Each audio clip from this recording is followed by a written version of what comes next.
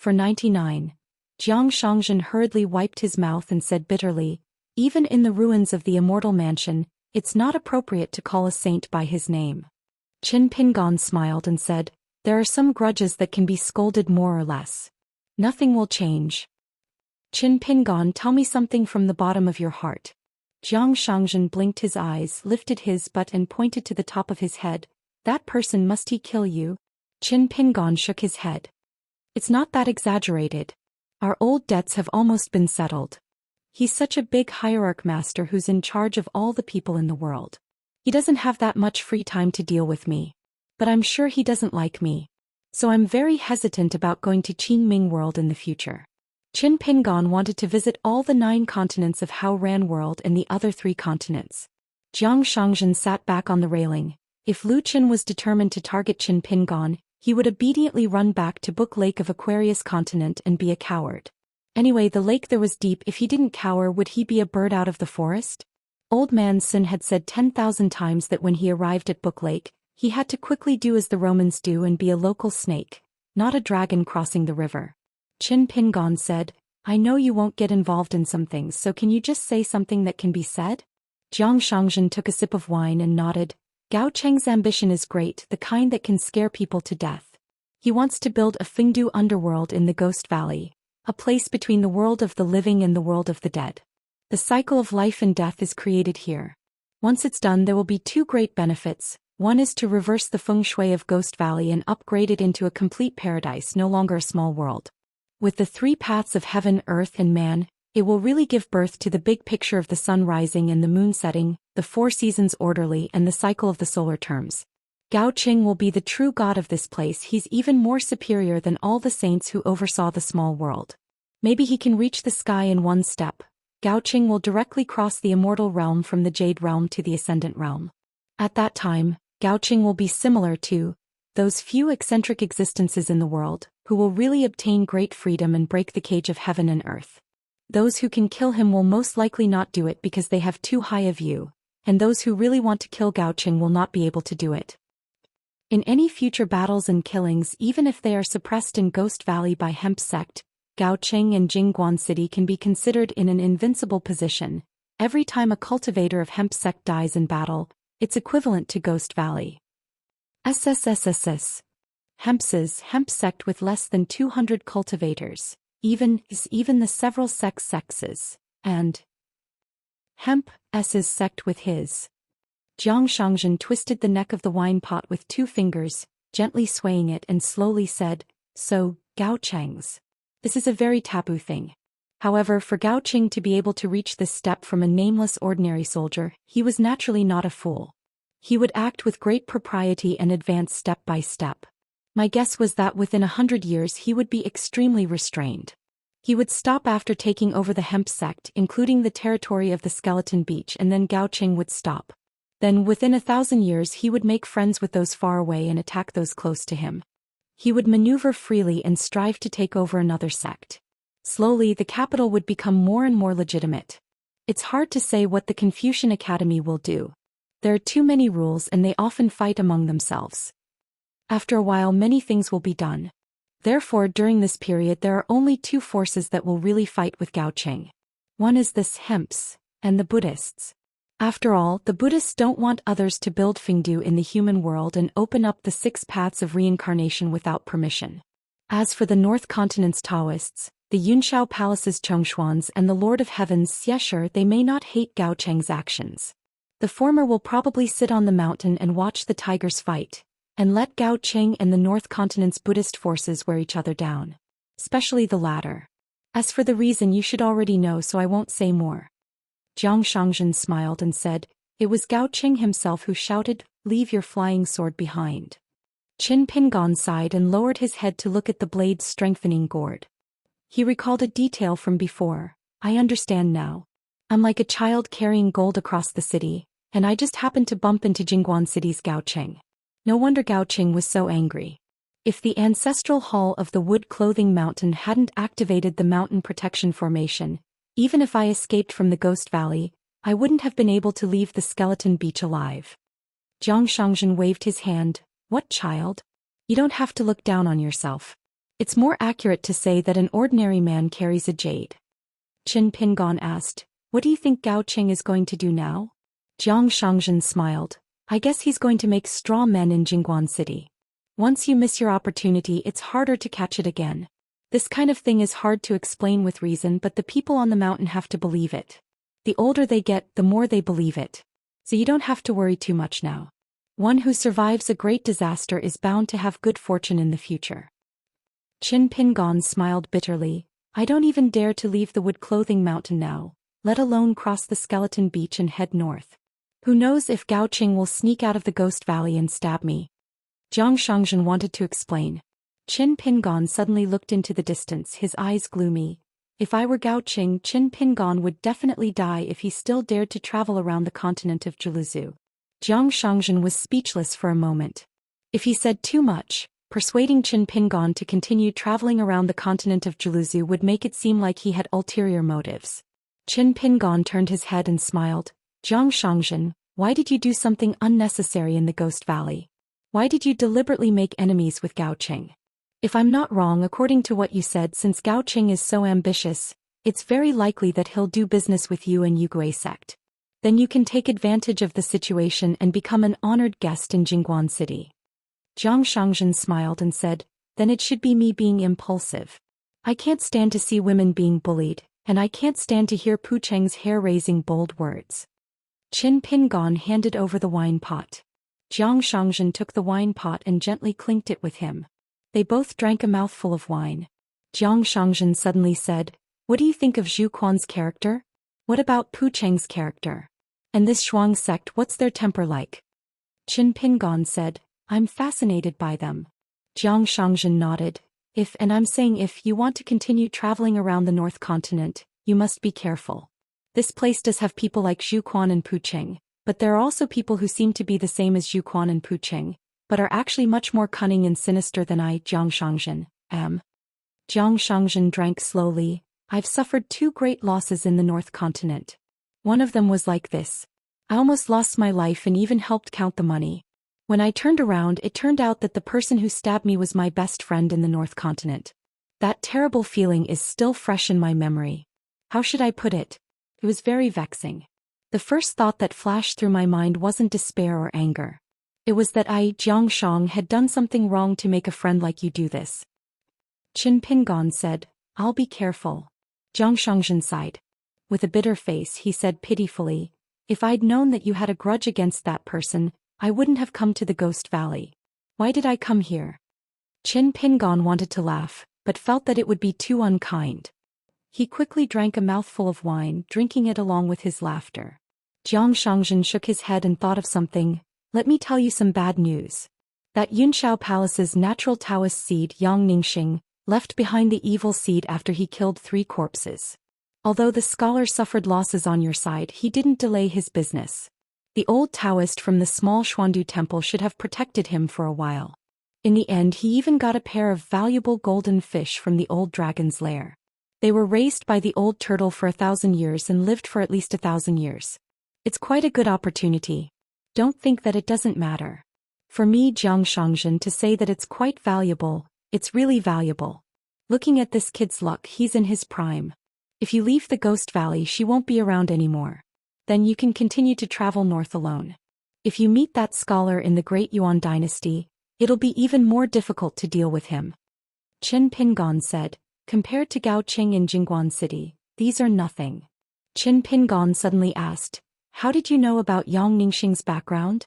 How many years has it been since you came to the North Continent? Jiang Shangzhen laughed and said, Qin Pingon, do you know how many women I have in the North Continent? Almost every 100 years, 1 or 2 of them would come to the Jade Gui sect to look for me. They would use all kinds of excuses to catch up with me. There was even one who specially came to the Cloud Cave Blessed Land. This is the hardest place to lose weight. Therefore, I know everything about the North Continent like the back of my hand. Qin Pingon glanced at him from the corner of his eyes. It's a skill for a man to be liked by many women. However, if a man can focus on one woman, that's a real skill. Jiang Shangzhen waved his hand. People who walk different paths cannot make plans together. The only thing in this world that can make me focus on is spending money. Qin Pingon thought about his trip to the Ghost Valley. In retrospect, he had really risked his life to wander around and pick up scraps. He was earning more money than those wild cultivators. In the end, Jiang Shangzhen was telling him this. Qin Pingon thought of something and took out the 100-eyed Taotai robe that he had taken from Yang Ningxing.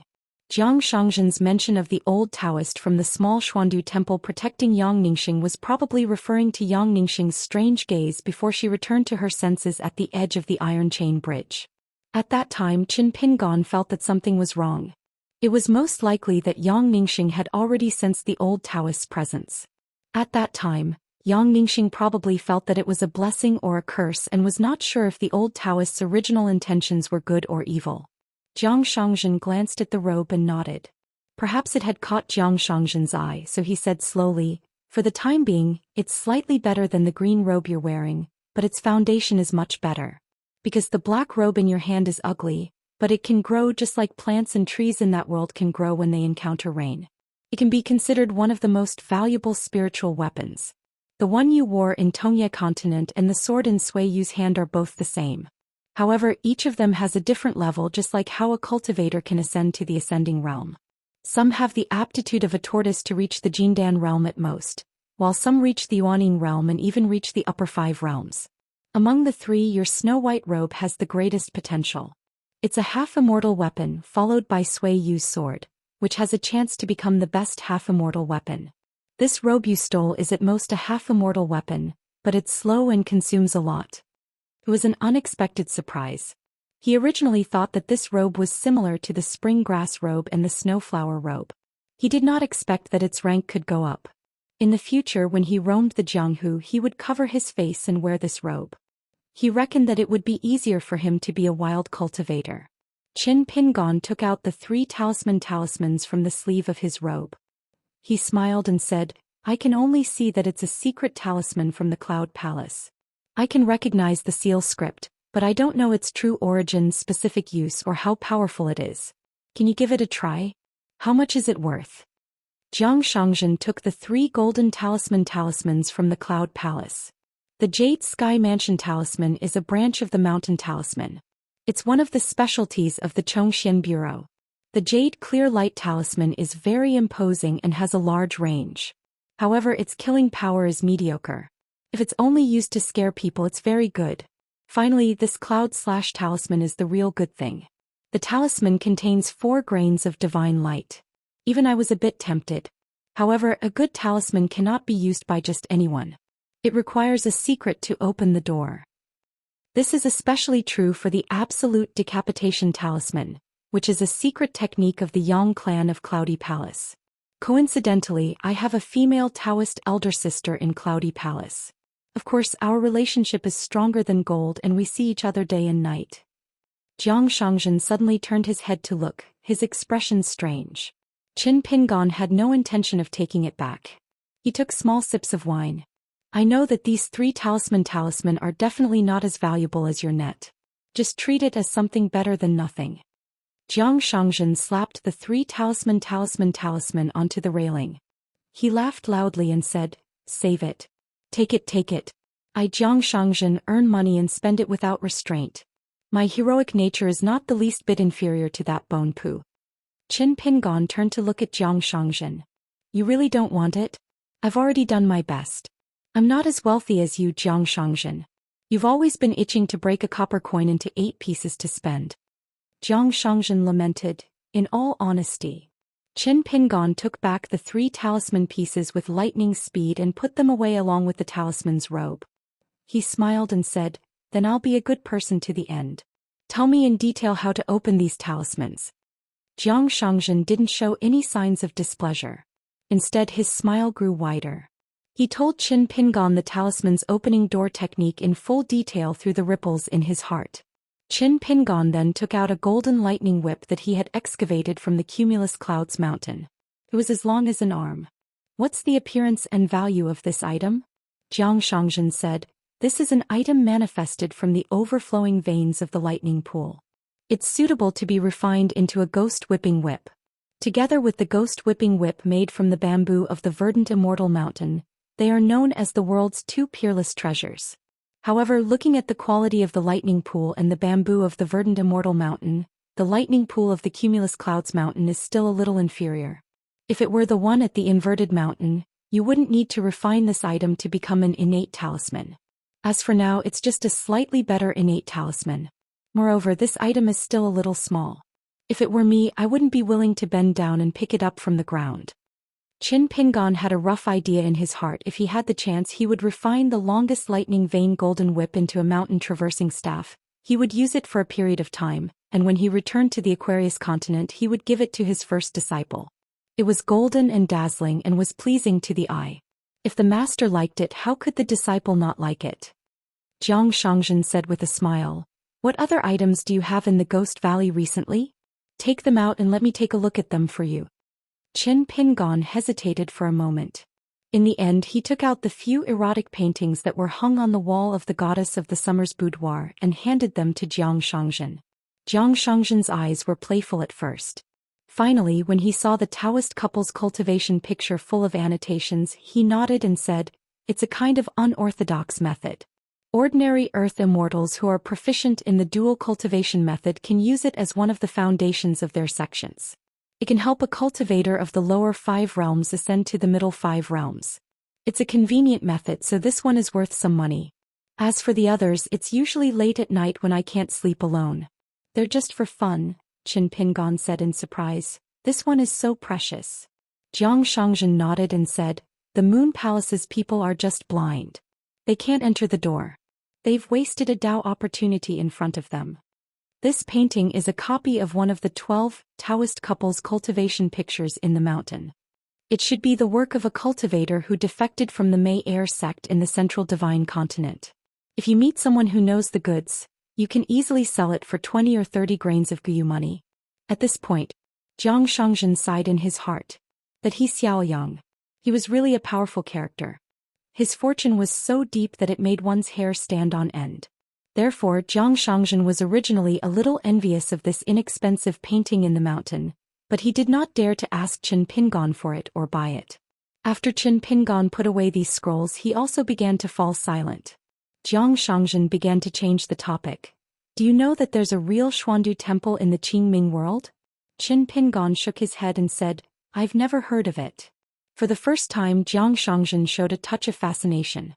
After drinking the wine, he casually ran away with the wine jug. "That's really an immortal cave. The old temple master had a peach tree grotto heaven, his Tao skills were extremely high and he was known as one of the ancestors." Qin Pingon asked, "Then the small Xuandu temple in the peach forest in the Ghost Valley?" Jiang Shangzhen lowered his voice and said with a smile, "It's equivalent to the Xuandu temple left behind in the vast world. But it's not a proper name. I'm not too clear about the specific inheritance. Back then, I was in a hurry to go to the north of the Julu continent, so I did not enter the Ghost Valley. After all, there are no beauties in the Linen sect. If Zhu Quan was more beautiful, I would definitely go to the Ghost Valley." Qin Pingon glanced at the Tianmen Sea of Clouds that bordered the Muyi Mountain and this place. It had been silent for a long time, but he always felt that the female master had not given up, but was preparing for the final blow. Jiang Shangzhen continued, "The small Xuandu temple is not a big deal, but the big Yuanyu temple is not simple. Before the skeleton beach appeared, the old monk was already an eminent monk whose name shook the entire continent. His dharma was profound. Rumor had it that he was a bodhisattva who had lost in the debate between the 3 religions. He had sealed himself in a temple. And that Pugu, haha, the Pugu that you, Qin Pingon, admire so much is a..." Jiang Shangzhen held his belly and laughed until he almost cried. "Actually, it's a woman. I spent a lot of money to buy this secret and the whole Linen sect may not know about it. In the Ghost Valley, only Gao Qing knows about it." Qin Pingon said in a bad mood, "What's wrong with a woman sword fairy?" Jiang Shangzhen stopped laughing and sighed, "It's a pity that she fell in love with a monk. This is a headache." Qin Pingon was surprised and asked in a low voice, "Is it the old monk from the big Yuanyu temple?" Jiang Shangzhen nodded. "That's why Pugu died on the battlefield. She risked her life to protect the temple from the disaster of war. But the cause and effect of the world is so mysterious. If she didn't die, the old monk might have already become a bodhisattva. The right and wrong, gain and loss, who can say for sure?" Qin Pingon came to a realization. Through Jiang Shangzhen's words, the reason why the old monk said the 4 words had already floated to the surface. With the addition of Pu Gu, it became even clearer. Jiang Shangzhen suddenly said, "There's something wrong with your state of mind. If you only sensed danger according to Qin Pingan's previous style, you would have been more decisive. In the last trip to Stinky Copper City, even an outsider like me could see that there's something wrong with you." Qin Pingan nodded. "The source is flowing water. If it's not clear enough, the heart will naturally be turbid." Jiang Shangzhen laughed. "This is not a small matter." Qin Pingan said, "Let's take it slow." Jiang Shangzhen asked, "Or do you plan to take the risk and go north to Luzhou?"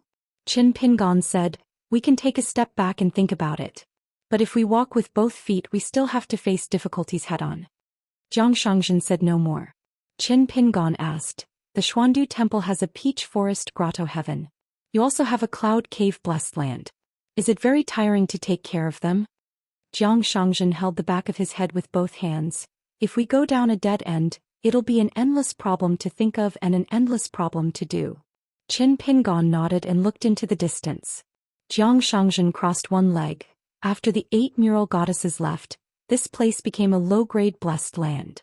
But to the hemp sect, it's already an important territory. If it's taken care of well, it'll be equivalent to having another pure jade realm cultivator. If it's not taken care of well, it'll delay 1 or 2 nascent soul cultivators.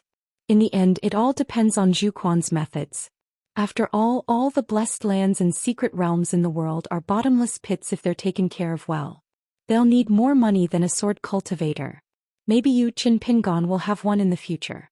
Remember, when you have such a day, don't be a living bodhisattva who saves people.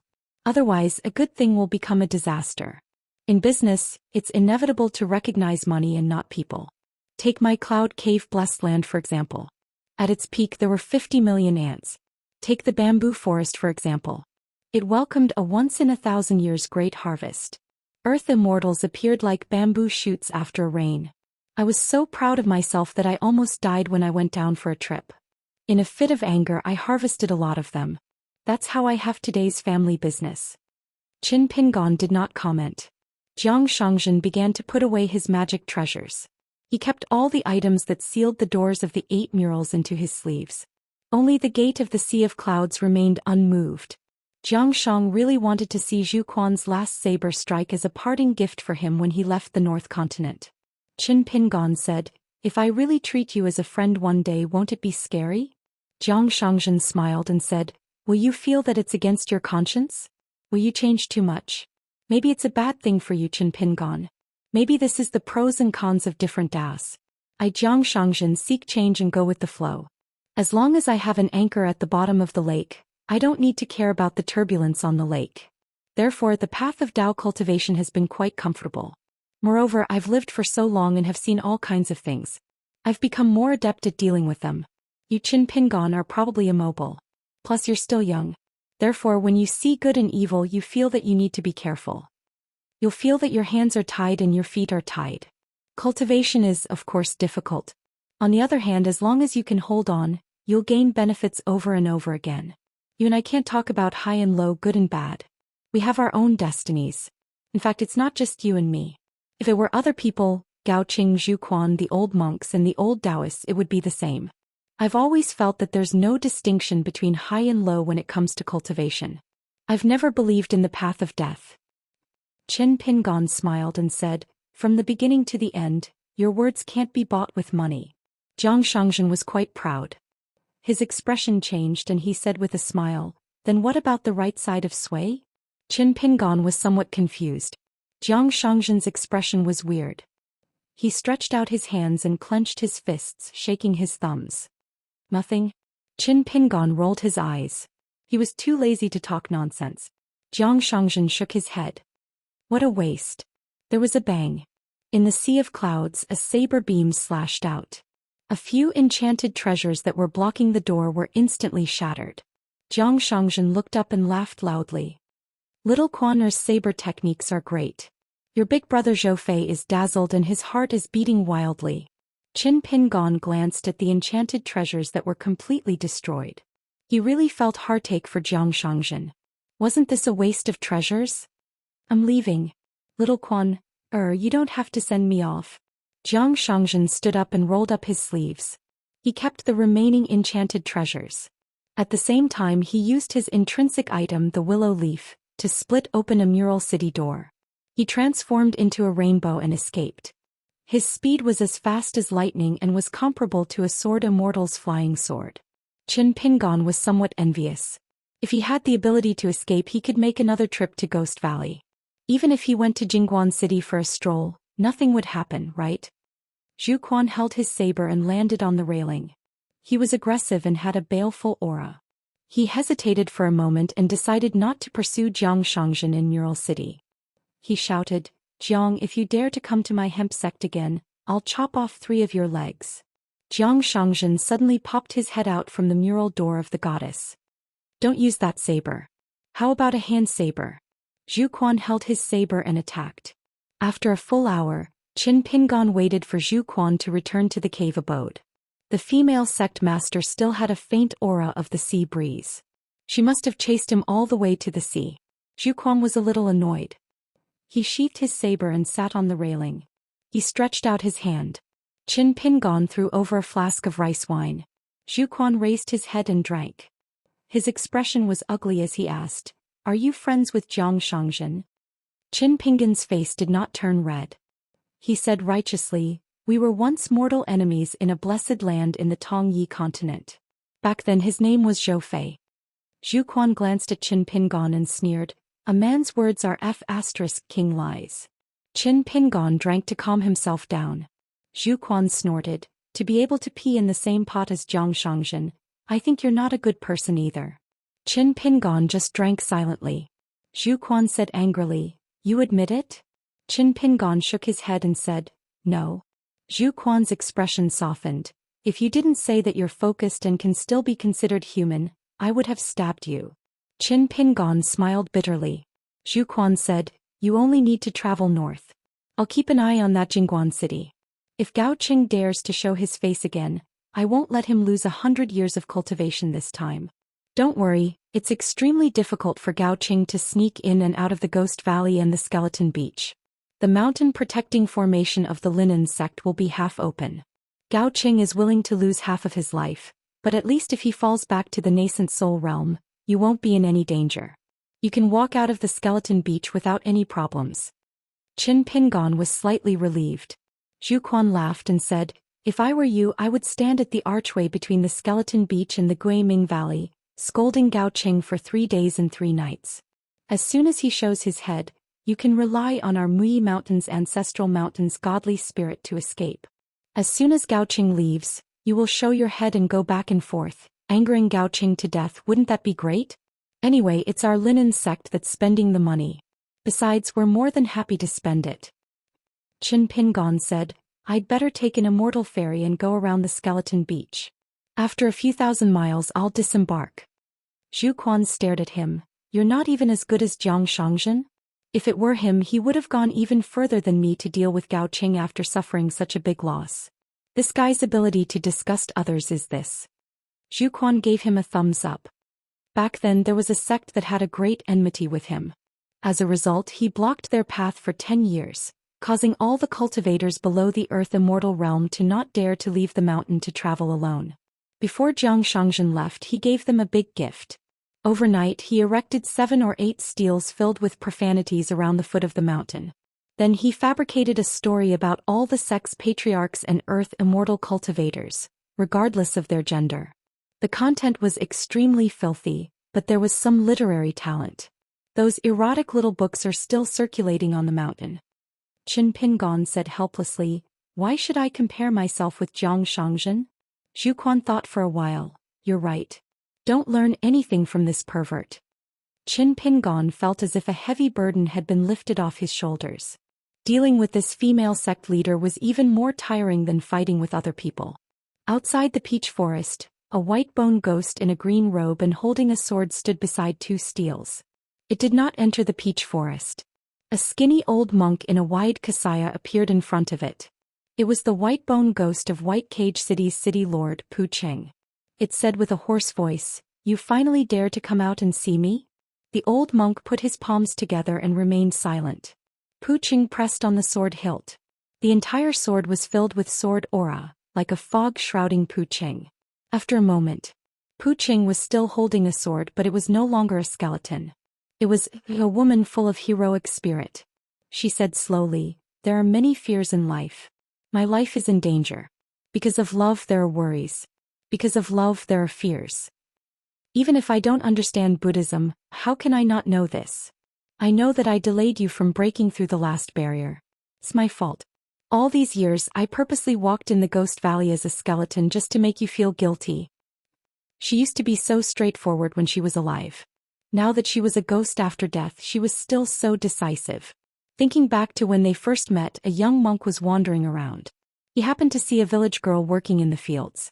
She held a seedling in one hand and wiped her sweat with the other. Under the sunlight, the girl, who was not very pretty, was not only moving, but also shook the motionless Buddhism in the young monk's heart. It was like a dream, like dew and like lightning. At this moment the old monk looked down and put his palms together. He said softly, "Benefactor Pu, you don't have to blame yourself. It's my own inner demons. Benefactor Pu, you only need to concentrate on the great Tao and you can achieve immortality." Pu Qing smiled sadly. "It's always been like this." She turned and left. The old monk chanted and also turned to leave. At the fork of the road between the Great Round Moon Temple and the small Xuandu Temple, the old Taoist appeared out of thin air. The old monk stopped. The old Taoist seemed to want to ask his old neighbor a question. The old monk seemed to have guessed it long ago. He said slowly, "That young benefactor once said, to be able to attain this fruit, one must have this heart, at the bank of the Black River. Actually, there was something that I did not tell him. To have this heart, one must attain this fruit." The old Taoist asked, "Why didn't you say it?" The old monk smiled, "Buddha is on Spirited Mountain. Don't ask for it from afar, and there's no need to ask for it from outside." The old Taoist shook his head and disappeared in a flash. The old monk still stood where he was.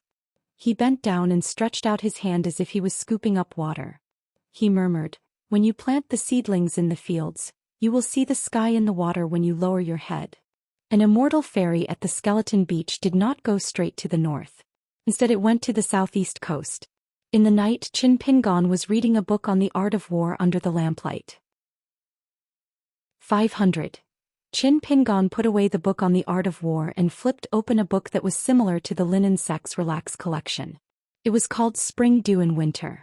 It was a small book that introduced the heritage of the mountain that the ferry belonged to. It was rather interesting.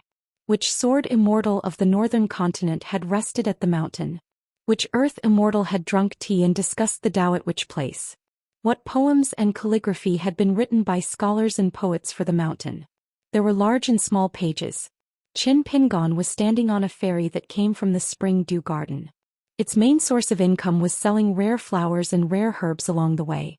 Among them, there were 3 kinds of celestial flowers that were almost monopolized by the Linen Sex Mui Mountain. It was a large source of income for the Spring Dew Garden. Therefore, the ferry route was between the Bone Beach and the Jimu Mountain Range where the Spring Dew Garden was located. Spring Dew Garden belonged to a farming sect among the 100 schools of thought. Most of them were female cultivators and had a gentle temperament. The Jimu Mountain Range was rich in rare trees and flowers.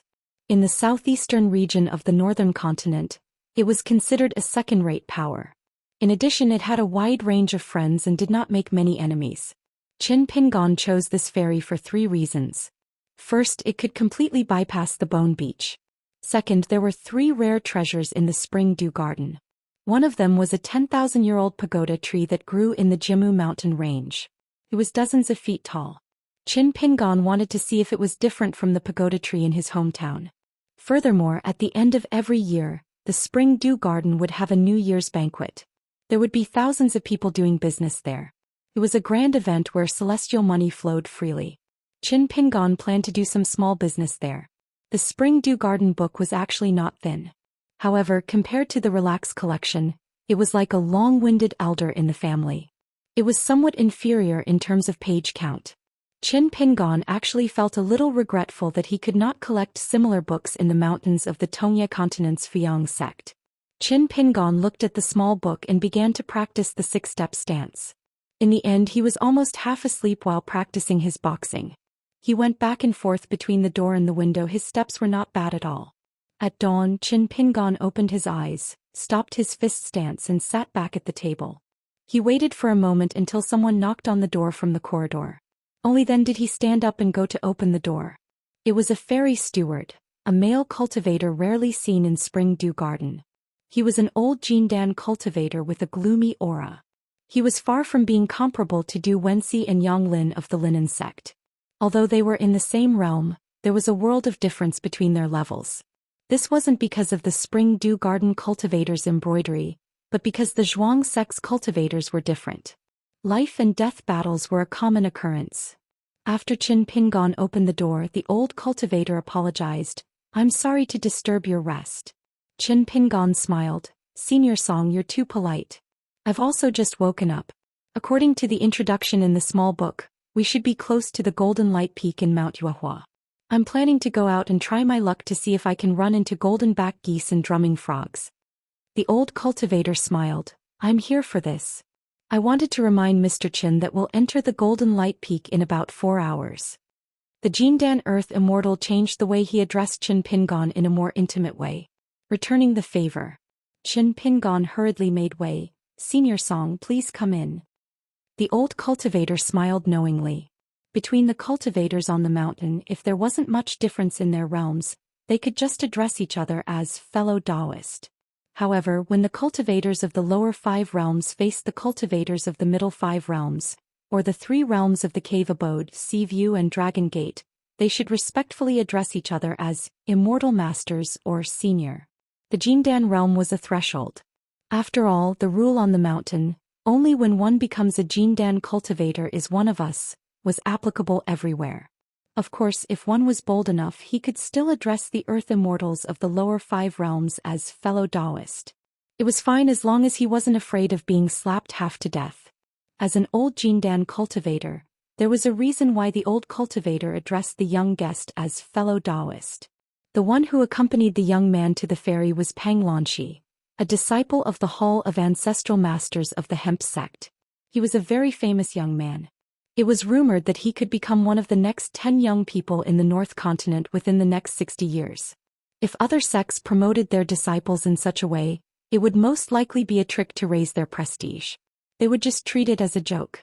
If they met him face to face, they would only need to respond verbally while cursing him in their hearts. However, the Spring Dew Garden was a regular customer of the Skeleton Beach. He knew that the cultivators of the Hemp sect were different. These cultivators didn't boast, they only did ruthless things. If it was only Pang Lanxi who showed up to see the guest off on behalf of the Hemp sect, it would not be as scary as the appearance of the sect leader Zhu Quan or Yang Lin of the Mural City. However, the old Jindan cultivator was always on the move. He was not the kind of immortal who would go into seclusion for decades. He had already cultivated a pair of fiery golden eyes. Judging from Pang Lanxi's words and expression at the ferry, he actually admired this foreign wanderer from the bottom of his heart. The old Jindan cultivator had to think carefully. Coupled with the earth-shattering incident at the Ghost Valley and the Skeleton Beach, the old cultivator was not stupid. He figured out what was going on. Gao Qing revealed the white bone Dharma form of Jingguan City and personally chased after a golden light that escaped to the Hall of Ancestral Masters of the Mount Moi. The 2 cultivators on the mountain who met by chance were extremely sincere when one of them took the initiative to open the door and invite the other to take a seat. It was not a joke to say that cultivators should not be tainted by the mortal world. The old Jindan cultivator's surname was Song Lanxiao. According to the inheritance of the Hall of Ancestral Masters, he was a cultivator of the Spring Dew Garden with the surname Lan. However, the chances of the passengers seeing the giant frog on Mount Yuehua were about 50-50. After another 2 days, the ferry slowly rose. The young cultivator took the initiative to find Song Lanxiao and asked for the reason. Song Lanxiao did not hide it. This was a semi-public secret of the ferry navigation and it was not a taboo. Every stable route that had been opened for many years had many tricks. If it passed by a place with beautiful mountains and rivers, the floating height of the ferry would often be lowered in order to absorb the reiki of heaven and earth and slightly reduce the consumption of the ferry's immortal coins. When it passed by a lawless place with poor reiki, the closer it was to the ground, the more immortal coins were consumed. Therefore it needed to be higher. As for how to take shortcuts in the immortals' territory, it did not violate the rules of the sect and immortals' abode, but it could also be a little molested. This was the specialty of the old ferryman. He paid more attention to the level of his skill in making friends with various forces. Song Lanqiao told the young cultivator everything he knew about these secrets that were not considered taboo. It was a small favor. Anyway, it did not cost him money. Because of this, Song Lanqiao guessed that this foreign traveler was most likely the direct disciple of the ancestor of a big sect who focused on cultivation and did not know about the affairs of the world. Moreover, he did not travel much. Otherwise, he would have known about the superficial inside story of the ferry. After all, the foundation of a cultivation mountain and how far the ferry could travel, whether it was a short distance of tens of thousands of miles, or it could travel half a continent, or it could even cross continents. This was a very direct entry point. When asking for advice, Qin Pingon took out a pot of immortal wine that he bought from the Skeleton Beach. It was not as famous as the gloomy tea. It was called the Wind Hail wine and it was very strong. On this day, Song Lanqiao suddenly left the house and ordered the ferry to lower its height. After half an hour, Song Lanqiao came to the bow of the ferry and stood on the railing. He squinted his eyes and looked down at the mountains and rivers. He could vaguely see a strange phenomenon. The old cultivator could not help but click his tongue in wonder. The ferry was not too high from the ground. In addition, the weather was clear and the view was excellent. The veins of the mountains and rivers under his feet were clear. However, ordinary cultivators wouldn't be able to see the slightest trace of that strange scene. Song Lanqiao was just watching the show and would not interfere. This could be considered abusing one's position for personal gain. However, even if the Spring Dew Nursery's patriarch who was in charge of wealth and power found out, he would only ask Song Lanqiao if he had seen anything new. How could he care about the cost of a few snowflakes? For a gold core cultivator to waste his time on a ferry, it was obvious that he was a pitiful person whose future was cut off. Most people would not dare to offend a ferry manager, especially an earth immortal. Qin Pingon walked to the old golden core cultivator's side and looked at a city covered in black fog. He asked, "Senior Song, why is the city covered in black fog?" "Young Master Qin has good eyesight. Even I find it difficult to see." Song Lanqiao stroked his beard and smiled. "It's a county city in the Silver Screen Nation. There should be a disaster coming, which is why the phenomenon is so obvious. There are only two possibilities. The first is that there are demons causing trouble. The second is that the local god of the mountains and rivers, like Lord Xingwang, has been conferred a title by the imperial court and has reached the point where his golden body is on the verge of collapse. The Silver Screen Nation seems to have a vast territory, but in the southeastern part of the North Continent, it is truly a small nation. The spiritual energy in the Silver Screen Nation is not rich and cannot produce qi cultivators. Even if there are, they will only benefit others. Therefore, a remote and desolate place like the Silver Screen Nation only has an empty shell. Qi cultivators do not like to wander there. It was obvious that he was treating the young cultivator as a fledgling. Song Lanqiao quickly realized the inappropriateness of his choice of words. However, when he carefully observed the young man's expression and saw that he was still listening attentively, Song Lanqiao heaved a sigh of relief. He was indeed a noble from the ancestral hall of the celestial sect of the other continents. It was fortunate that he was born in a friendly mountain like the Spring Dew Garden. If he had been born in a large mountain in the central and northern parts of the North Continent, once he saw through the other party's identity, he might have teased him for a while. Once there was friction between the two parties and they were both angry, they would definitely find an opportunity to act as the rogue cultivator and destroy the corpse. This was a common occurrence. Song Lanqiao hesitated for a moment and swallowed the reminder that was at the tip of his tongue. The disciples of the major sects were most concerned about their reputation. He should not add fuel to the fire, lest the other party not only did not appreciate his kindness, but also bore a grudge against him. Qin Pingon surveyed his surroundings and adjusted his bamboo hat. He smiled and said, "Senior Song, I have nothing to do anyway and am feeling a little bored. I will go down and have some fun. I might reach the Spring Dew Garden later. I will look for Senior Song for a drink then. If I leave the ferry later, it might affect the ferry's array formation." Song Lanqiao was stunned for a moment and was a little surprised. However, cultivators usually acted according to their wishes. This old golden core did not say much and only said a few words of good omen. Then the old cultivator saw that the foreign cultivator with the surname Chen seemed a little awkward. Why did he not ride on his sword? Even if it was too eye-catching, how difficult could it be to ride the wind? Qin Pingon had no choice but to pat the blade's strengthening gourd. He supported himself with one hand on the railing and flipped over. He casually split open the fairy's array formation and went through it. His body shot out like an arrow. Then his feet seemed to step on the tip of a green sword light. He bent his knees slightly and suddenly exerted force. His body slanted downwards rapidly. The surrounding ripples shook violently with a loud bang. The golden core cultivator's eyelids trembled. What a guy. It was fine if he was a young sword immortal, but his body was as tough as a golden body martial artist, right? King sword immortal. She would be able to travel safely between the Ghost Valley and the Skeleton Beach with her suitcase and return with a full load of books. He hoped that the two monsters on the Iron Chain Bridge would cultivate wholeheartedly without doing evil and achieve immortality. He hoped that the old turtle who went back to the temple to listen to Buddhist scriptures would be able to make up for his mistakes and achieve good results. He wondered if the young girl hiding under the umbrella in the Mirror Treasure Mountain would be able to find a lover who would protect her from the rain. Would the white bone swordsman named Pu Meng, who was dressed in green and wielding a sword, be able to appear in the world one day as a woman with a relaxed frown and a happy face? Qin Pingon didn't know if these things would happen.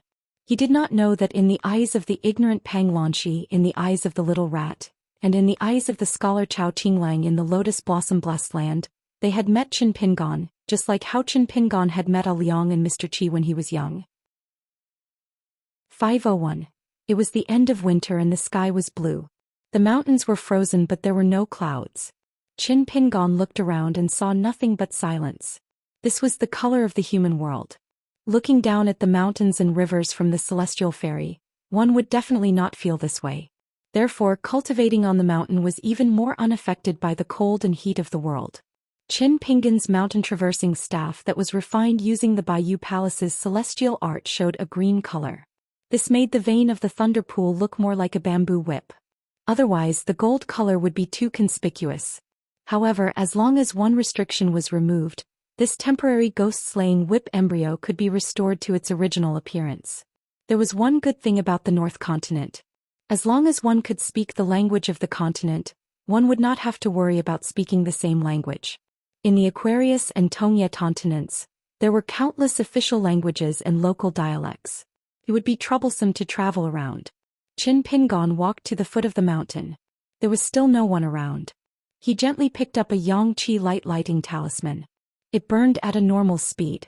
This meant that the possibility of demons causing trouble in the county was lower. It was highly likely that it was the second situation mentioned by the Oris Korsong Lanxiao.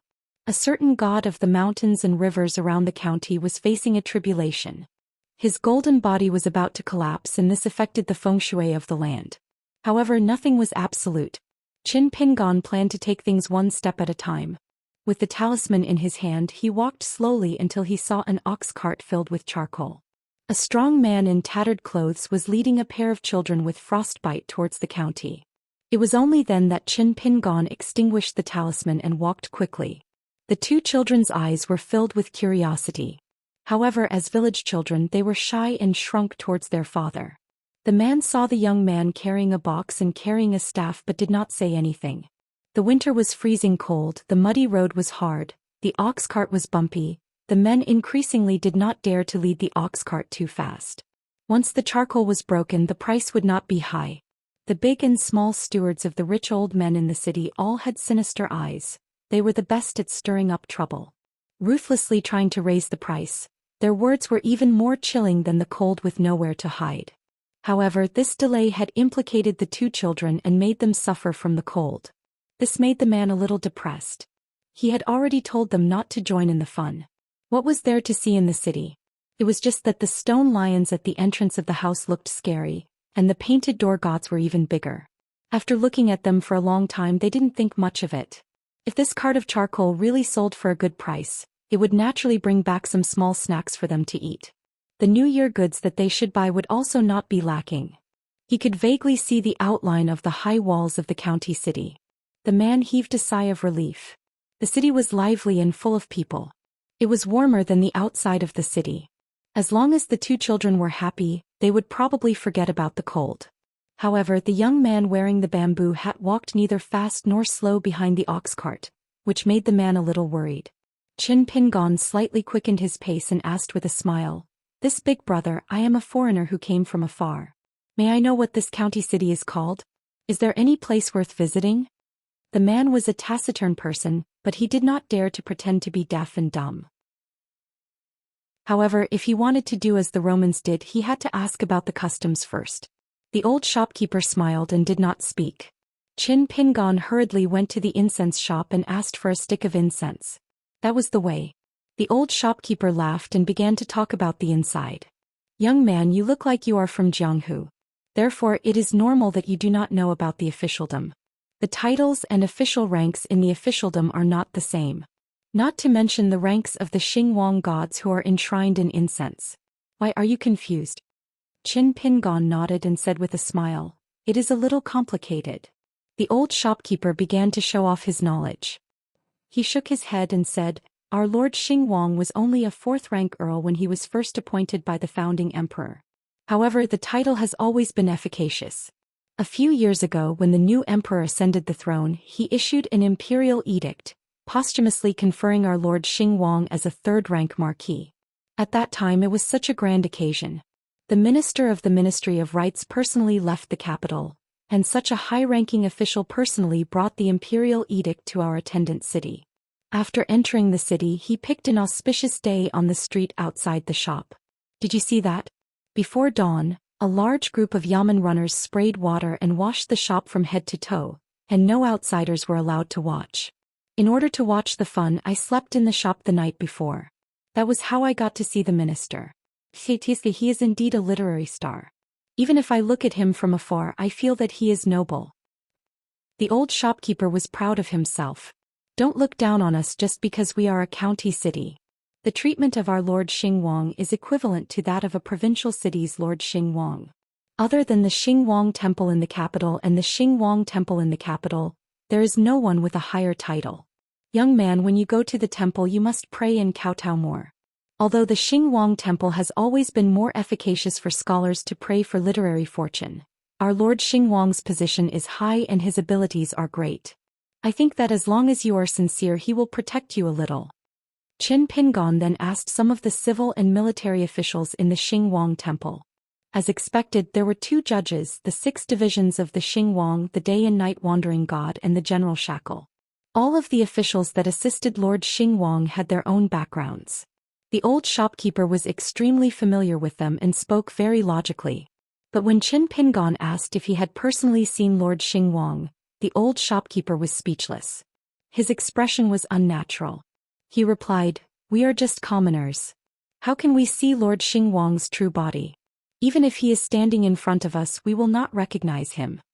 Qin Pingon laughed. That should be the case. However, Qin Pingon saw a group of people holding torches and walking toward the ancestral temple on a mountain where the stream and the lake intersected. Qin Pingon followed them all the way. Listening to their conversation, he didn't know whether to laugh or cry. These youths from the marketplace who had nothing better to do were actually competing with each other in terms of courage and insight. They wanted to see who would really dare to flirt with the canal head after entering the ancestral temple. This kind of thing was actually common in the town and countryside. It happened in Qin Pingon's hometown. If there was a child who dared to sleep in the immortal tomb for a night, he would be a hero. There was once a boy of the same age in Apricot Blossom Lane who claimed that he had slept in the immortal tomb for a night. As a result, under the old locust tree, when he arrogantly mentioned this matter, he immediately won the admiration of many of his peers. After this battle, he became the king of the children in Apricot Blossom Lane. In the years after that, he took pleasure in bullying Qin Pingon and Zhou Xian, his neighbors in Mudbottle Lane. Of course, he also wanted to play house and let GQ with a strange name play as his little wife. Unfortunately, he was scolded by Zhou Xian. GQ always had a straight face and cold eyes. She followed Zhou Xian back to the town. That boy of the same age followed behind them and threw mud at them. In fact, that night, Qin Pingon just happened to go there to worship the Bodhisattva and saw that boy of the same age from afar. He just took a few steps outside the immortal tomb and then rushed back home. Tonight, when Qin Pingon saw the group of 7 or 8 people, he did not want to treat himself unfairly and brought enough wine and meat. When these people entered the Narcissus Ancestral Temple, which was only 2 courtyards, the plaque was tilted. The temple had been abandoned for a long time and was dilapidated. The walls were covered with thick green cedar trees. Qin Pingon sat on a big tree not far from the temple and had a wide view. Qin Pingon placed the mountain walking staff horizontally on his knees and covered his sleeves with his hands. He looked up and quietly observed the changes. Qin Pingon took out some dry food and took off the blade-strengthening gourd that contained the water from the Mirror Mountain's deep stream. He began to eat supper. He had been rushing all the way and was not taking a leisurely stroll. Inside the small ancestral temple, there were already several bonfires lit. They were drinking wine and eating meat. They were very happy and vulgar. There were 3 statues, 1 tall and 2 short. They were originally painted statues, but time had been merciless and the paint had peeled off. In the middle was the wife of the canal master, and on the left and right were probably the maids. The 3 of them had similar features and were lifelike, especially the canal master. She was slender and had a beautiful appearance. Most of them are from the nearby villages that we don't know. Our luck with women is quite good. The youth secretly wiped the oil stains from the corner of his mouth.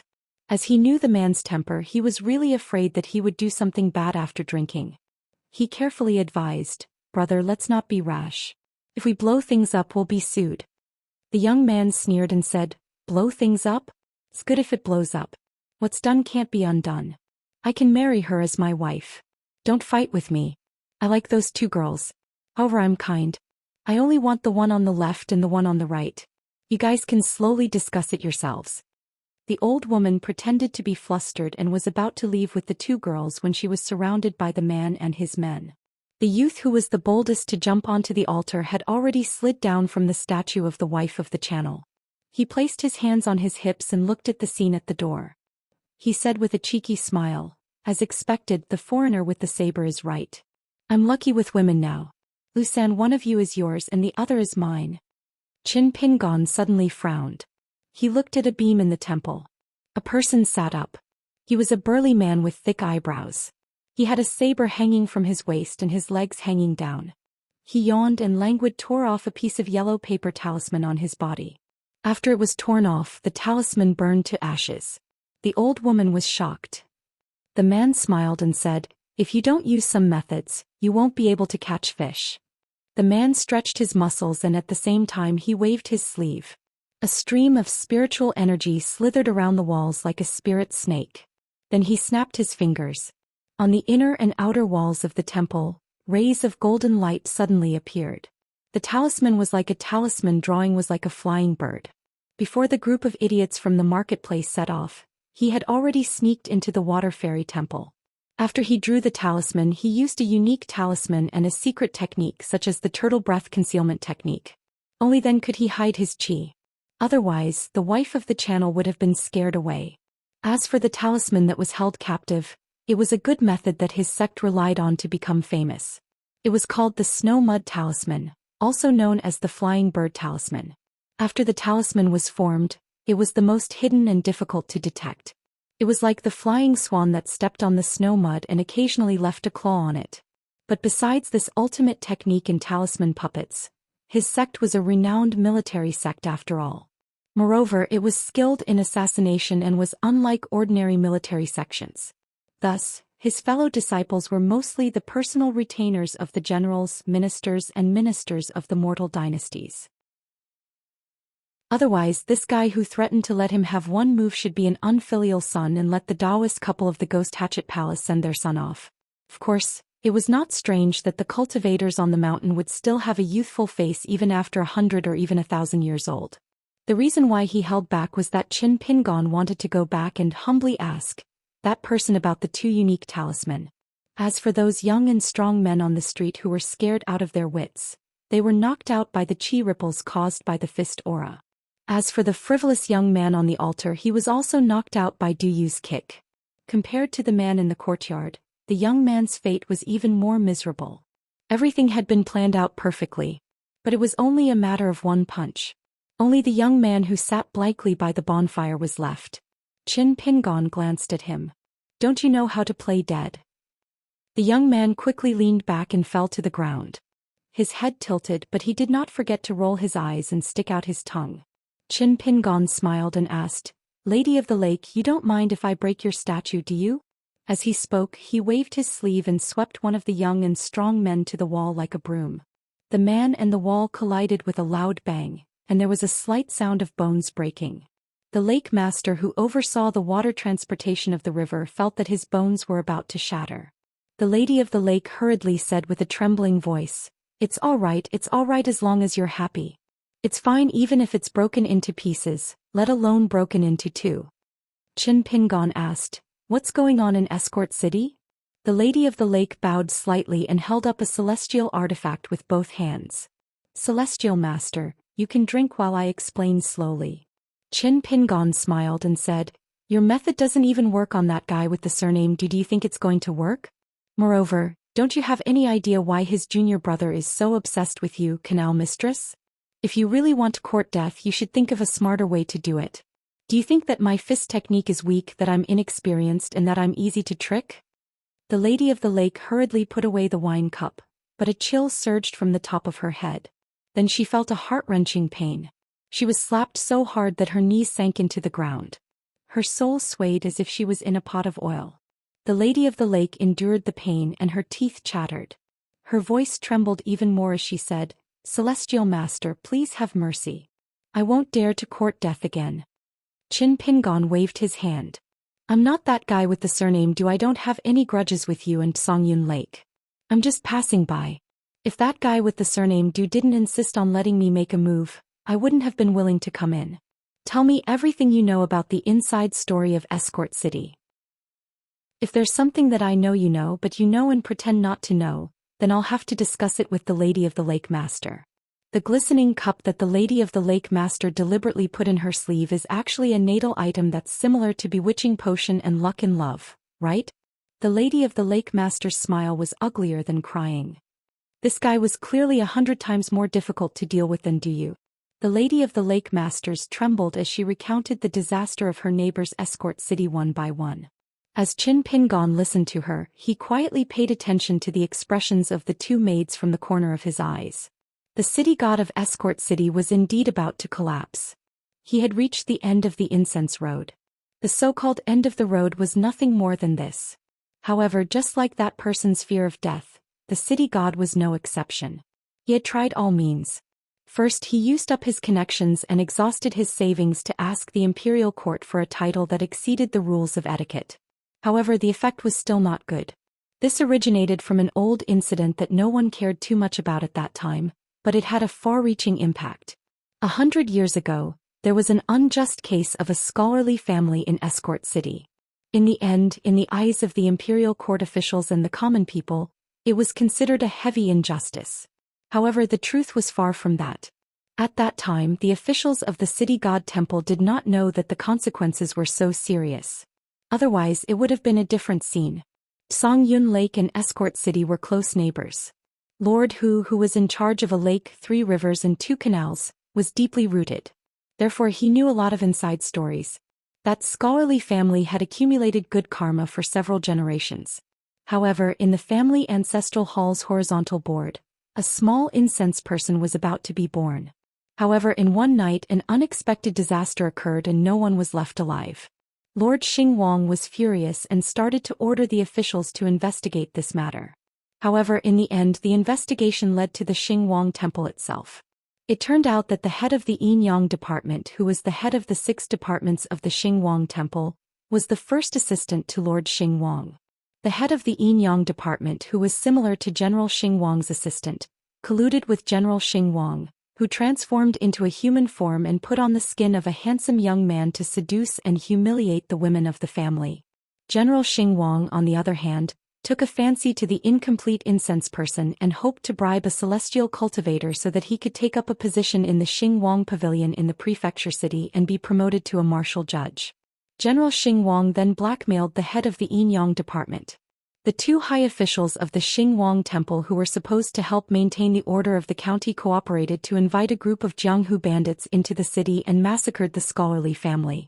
The head of the Yin-Yang department had long hidden two beautiful women and hid them in a secluded house in the countryside outside the county city. If that was the case, Lord Qinghuang wouldn't have ended up like this even if he showed favoritism and gave a light sentence to the two assistant officials. Lord Qinghuang, who was good at fishing for fame, asked the ghost officials to help the government find the group of bandits and kill them on the spot. Then he secretly let the chief official of the Yin-Yang department go and killed the General Jiasua who sided with outsiders. As for the two women, they couldn't escape death.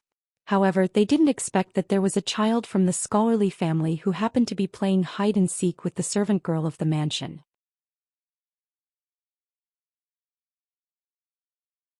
It went around her shoulder, followed her arm and flowed all the way to her wrist.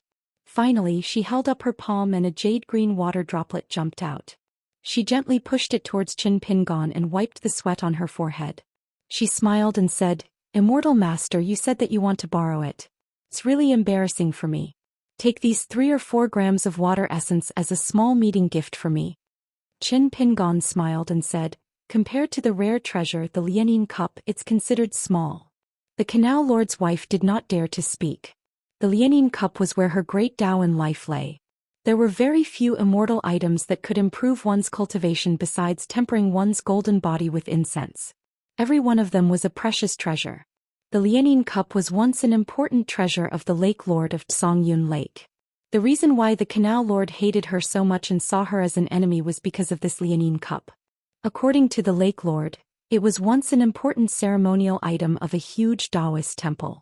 It had been soaked in incense for 1,000 years to have such an effect. When the 3 of them left the ancestral temple, Qin Pingon kept the water essence pearl. Although it was only 2 or 3 grams, it could quench one's thirst for a moment. The effect was significant and was even better than elixirs. However, it was definitely not a long-term solution. On the path of cultivation, there were some shortcuts that could allow qi cultivators to quickly reach the middle of the mountain. However, the further one went, the more dangers there were. Qin Pingon was not in a hurry to refine the water essence pearl to replenish the spiritual energy in the water residence. He sat on the spot and thought about things. Qin Pingon knew that they might not come back this time. The Lake Lord of Songyun Lake would most likely not come ashore to meet him. Du of the Ghost Hatchet Palace had died. Could it be that he, the Lake Lord of Songyun Lake, would come to help collect the corpse? As long as they went ashore and entered the ancestral temple, it would be equivalent to being slapped in the face by Qin Pingon and covered in feces. Would the Ghost Hatchet Palace and Du Yu's parents, that pair of Taoist companions, care about whether or not Lord Songyun Lake was implicated and suffered an unexpected calamity? Besides, you, the dignified water god of the Silver Screen Nation, have the nerve to say that you were implicated? As for the 2 maids of the ancestral temple, one was right on Qin Pingon's side. The other was right on the side of the Canal Lord's wife. Therefore they could both live. Qin Pingon twisted his wrist and a ball of 10 strands of black smoke appeared in his hand. Finally, it transformed into a man's face twisted in pain. It was Du Yu. Qin Pingon asked, "You've been in Jianghu for many years, have you seen those Jianghu people who you think are stupid?" Du Yu smiled and said, "Of course I have, but most of them are dead. If they're not dead, it's hard to see their character. If they're dead, it's just like that." Qin Pingon nodded and said, "When your heartstrings aren't so tight, you'll say a few unpleasant words." Du Yu was speechless. It sounded awkward, but why did he feel a little lucky? The 2 of them went down the mountain and walked for more than 10 miles along the wide gurgling stream. Du Yu saw the brightly lit ancestral temple. The layout of the ancestral temple was very overbearing, just like a royal mansion. Du Yu pressed the hilt of his knife and whispered, "Senior, something's not right. Could it be that the Lord of Songyun Lake has come in person and is waiting for us to walk into a trap?" Along the way, Qin Pingon didn't see anything unusual about Du Yu. Previously, he absorbed the pure water droplet that shouldn't have been tampered with, but he didn't directly refine it and threw it into the Shui mansion for the boys in green to help him absorb it. Instead, he immersed his mind in the small world and used the inner vision technique to condense his Yin spirit like a mustard seed to personally travel around the Shui mansion. However, in the big world outside his body, there was such a small water droplet. In his own small world, Qin Pingon's Yin spirit seemed to be carrying a huge object with both hands. After the boys in green obtained the water droplet, Qin Pingon didn't know how they inspected it, but they were all incomparably excited. For the first time they showed a gratified expression to Qin Pingon. Qin Pingon understood that the more of this thing the better. Therefore he had to go to the main ancestral temple of the Xiaoxi Canal. If it weren't for the fact that he didn't dare to break into the dragon palace of Tsongyun Lake without permission, Qin Pingon would have wanted to do business with the Lord of the Lake. It was the same business transaction, but the method was different. It was naturally different from the business of Du Yu and the Tsongyun Lake's canal master and Qin Pingon's business with the cultivators of the linen sect. One haggled over every penny. If you gave me a copper coin less, I would have to consider whether to beat you to death. The other was willing to earn less or even suffer a loss. Hearing Du Yu's reminder, Qin Pingon joked. Previously in the Water Fairy Temple, didn't you shout that as long as the Lord of the Lake came ashore, you would exchange blows with him? Du Yu smiled and said, I've been taught a lesson by Senior. I'm really jittery now. I've let Senior see a joke. Qin Pingon patted his shoulder. If there's still a fight, don't say anything about giving in this time. Du Yu was resentful. He wondered if he should find an opportunity to kill those young and strong men on the streets. Otherwise, wouldn't it be a huge joke if the news was leaked? However, that fellow had already laughed and said, You ran back and killed someone that I didn't even kill. Are you returning the favor and teaching me how to be a person? Or do you think that you're lucky that you'll never meet someone like me again in your life? Du Yu's heart was filled with fear as he said resolutely, Junior will remember Senior's earnest teachings. Qin Pingon walked forward slowly and said with a smile, It's hard to be kind to others. Is it that hard to not insult the common people and not do evil? But it's also true. Who doesn't want to do whatever they want and be unrestrained? After learning the techniques of immortals, you're no longer immortal. It's a little unnecessary to want to feel pity for someone who's burdensome. It's like how the common people see chickens and dogs in cages and fish on the chopping block. It's really forcing people to be vegetarian. For a moment, Du Yu wasn't sure if these words were his true intentions. So he didn't open his mouth to speak nonsense. Qin Pingon sighed softly. Even if he pressed down on one of the lines again and again, would it really work? He held up his bamboo hat. He continued forward. He arrived outside the ancestral temple. Qin Pingon stopped in his tracks. Go. Find out what's true. If you die, I'll definitely help you collect your corpse. I might even help you take revenge. Du Yu held it in for a long time and said helplessly, Senior, you're really not treating me as an outsider. Du Yu clenched the military armor pill tightly. Immediately, it was as if mercury flowed all over his body. He put on the armor of a deity that was a precious treasure of his sect. Du Yu strode out of the ancestral temple that was open. In less than half an hour, Du Yu walked back to the door with an expression of eating shit. After coming to Qin Pingon's side, he said in a low voice, that Yanqing happened to be inside as a guest. I was afraid of causing trouble, so I didn't do anything serious. Qin Pingon didn't mind and asked curiously, that fairy from the Treasure Cave Immortal Realm? Du Yu nodded heavily. She's a cultivator from the Treasure Cave Immortal Realm. She just arrived at this Blue Cloud Lake. Yanqing has a cold personality and doesn't like the liveliness at the Dragon Palace, so she came here alone to seek peace. Qin Pingon asked, that He Lu isn't here? Du Yu was stunned. Then he shook his head and said, Senior, the two of them aren't that bold, right? The two sects are about to fight to the death in Follower City. Did they arrange a time and place to meet secretly under the noses of their respective seniors? That Daisy Creek Channel Master will indeed keep her mouth shut and help cover it up. However, the two of them shouldn't be so anxious. One of them has a cold personality, while He Lu is still wholeheartedly devoted to Tao. Qin Pingon smiled and said, The Treasure Cave Immortal Realm visited the Dragon Palace at the bottom of the lake with great fanfare. You know Yanqing's temperament, so how can He Lu not know? How can Yanqing not know whether He Lu will understand? Do the two of them need to make an appointment for this kind of thing? The war is imminent. If both sides really act impartially and go to battle, isn't tonight's meeting the last chance? However, because of the commotion we caused at the Water Fairy Temple, the Canal Master rushed to the Dragon Palace to inform them. It should have disrupted the telepathy between the two. Maybe He Lu is hiding somewhere and blaming you for ruining her good fortune. Did Yanqing not like you at the Ancestral Temple? So what if the Daisy Creek Channel Master's gaze and wording? Can you verify my conjecture? Du Yu blushed with shame. Previously, I only thought of barging into the mansion and chopping people with my knife, so I really didn't think so much. Over at the Dragon Palace at the bottom of the lake, why had the Lord Songyun Lake, the ancestor of the Treasure Cave Immortal Realm, not used his mountain river observation ability to spy on this place? These two should not have higher abilities than the hemp sex master of law. However, Qin Pingon stopped in his tracks. Du was a little puzzled. Qin Pingon turned to look. The canal master pretended to frown in confusion and asked, "What else do you want? Are you really going to stay here and not leave?" Qin Pingon laughed. If this canal master was only a cultivator and not the water god of the ancestral temple, He Lu and Yen Qing, who were at a higher realm, would have noticed some clues when she spoke to him with the ripples of her heart lake. Just now she had quietly said something with a smile. "You bastard cultivator coming all the way here has already dirted the ground of my family's residence.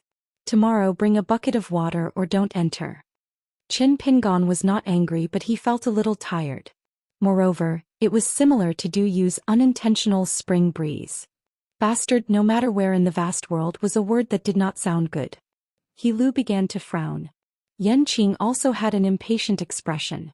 In an instant, the entire water god ancestral temple shook. In the square outside the Green Water Flows Forever residence, a huge spider web instantly exploded. Qin Pingon had already arrived at the steps, still holding the mountain-traversing staff in one hand and the canal master's neck with the other, slowly lifting her into the air. Raising her head, the canal master's golden body, which no longer had any grace, trembled as if struck by lightning. The divine light was scattered, unable to gather at all. She could only use both hands to hit the bamboo hat man's arm. Yen Qing had already swept out. With a flick of her wrist, a ray of light slid out from her sleeve, and a sheathless short sword appeared in her hand. He Lu reached out to hold the bamboo flute and said in a low voice, "I still say the same thing, where it is possible to make mistakes, one should spare them." Qin Pingon turned his head to look. The two of them, one high and one low, stood at two different places but in the same direction. Qin Pingon laughed. "This canal master's wife is also not human. Moreover, you cultivators, don't you think that it is better to have less contact with the mortal world? Your respective sects may not know that you have come to meet here. The water god temple of the canal master is only a step that is tacitly agreed by both Huangliang City and the Treasure Cave Immortal Realm. Why do you want to stop me? Be careful not to break this step. The sects behind the two of you will have no way out." The canal master's wife struggled endlessly, her beautiful face was bleak. "Do you actually felt a trace of pleasure?" It seemed that after reasoning everywhere, regardless of whether it was really reasonable or not, it would be more exciting to throw a punch after that. He Lu smiled. "I advise you not to court death." Yen Qing's vision blurred. She wanted to attack and slash down with her sword. However, she hesitated slightly and retreated. Then he took out a defensive treasure of his sect, which was a heavy weapon of his sect, and used it to protect himself. As for the canal master's wife, who was casually thrown over, she did not even bother to look at her after sheathing her sword. When cultivators fought, their lives were hanging by a thread. Whoever was distracted would die first. However, Yen Qing's heartstrings suddenly trembled and she turned her head to look. A green figure appeared near the raised eaves, and seemed to have stabbed He Lu's neck with a hand knife, causing He Lu to fly out with a bang. Then that green robe followed like a shadow, pressing down on He Lu's face with a palm. He Lu crashed through the entire roof ridge and fell heavily to the ground. 503. Along the dark green algae stream canal, the water plants were dense and rippled with the water, like a water ghost waving its hand. There were many legends and writings of scholars in the marketplace, and there were also sayings of water ghosts looking for people to take their place. Generally speaking, it was a path of revenge. However, once yin and yang were separated, life and death would be different. After all, ordinary drowned ghosts were not cultivators with thousands of spells.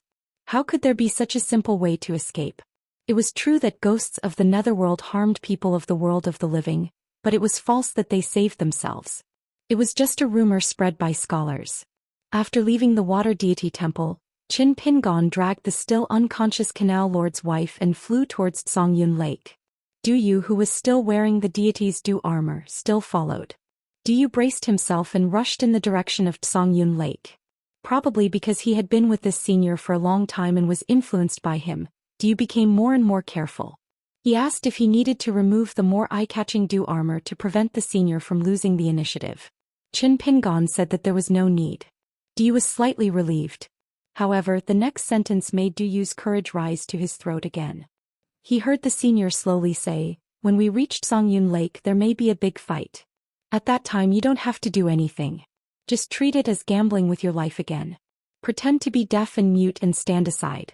Anyway, for you, no matter how bad the situation is, it can't be that bad. Maybe you can even earn back some of your capital." Du smiled and said, "Don't worry. Maybe I can't help senior, but Du guarantees that I won't cause trouble."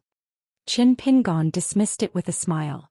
Du glanced at the algae stream canal lady and felt as if a lifetime had passed. He sighed with emotion.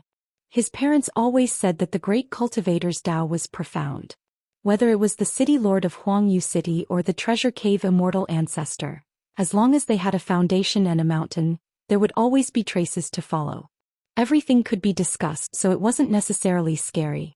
What was scary was the words, "The affairs of the world are impermanent." Because it was light, it was unpredictable. Du didn't like to listen to these in the past. He treated these illusory principles as wind. Therefore, this night's trip to Songyun Lake was more thrilling than so many times in Jianghu. At this moment, Du was too lazy to think about it, let alone ask. Whatever the senior said, the person on the mountain peak's plan. There was one good thing about this foreign senior who was shrouded in fog, and that was his sincerity. So, along the way, Du answered all the questions that were asked. Du simply went all out and spoke the words that were in his heart. Instead of pretending to be stupid and clever, it was better to be honest. In any case, this senior had probably seen clearly what kind of person he was. Qin Pingon seemed to have thought of something. He threw the canal mistress onto the ground and stopped abruptly, but he did not wake her up. "Do you want me to check it out first? Songyun Lake's Lake Lord and the Treasure Cave Immortal Realm's ancestor are so powerful. They don't need to ambush you and me. If they set up a formation by the lake, Du will be disappointed." Qin Pingon shook his head and asked Du a question. "The Silver Screen Nation has more than a dozen large and small countries, and the number of cultivators is not small. Is there no one who wants to go to a place further away to take a look? For example, the Skeleton Beach in the south and the Great Origin Dynasty in the middle." Du shook his head and said, "It's hard to say about other cultivators. Let's just say that since the first day our Ghost Hatchet Palace set foot in cultivation, there was an ancestral teaching passed down. The general meaning is for later generations to not easily travel and cultivate at home. My parents often tell their disciples that here, the spiritual chi of heaven and earth is the most abundant. It's a rare paradise.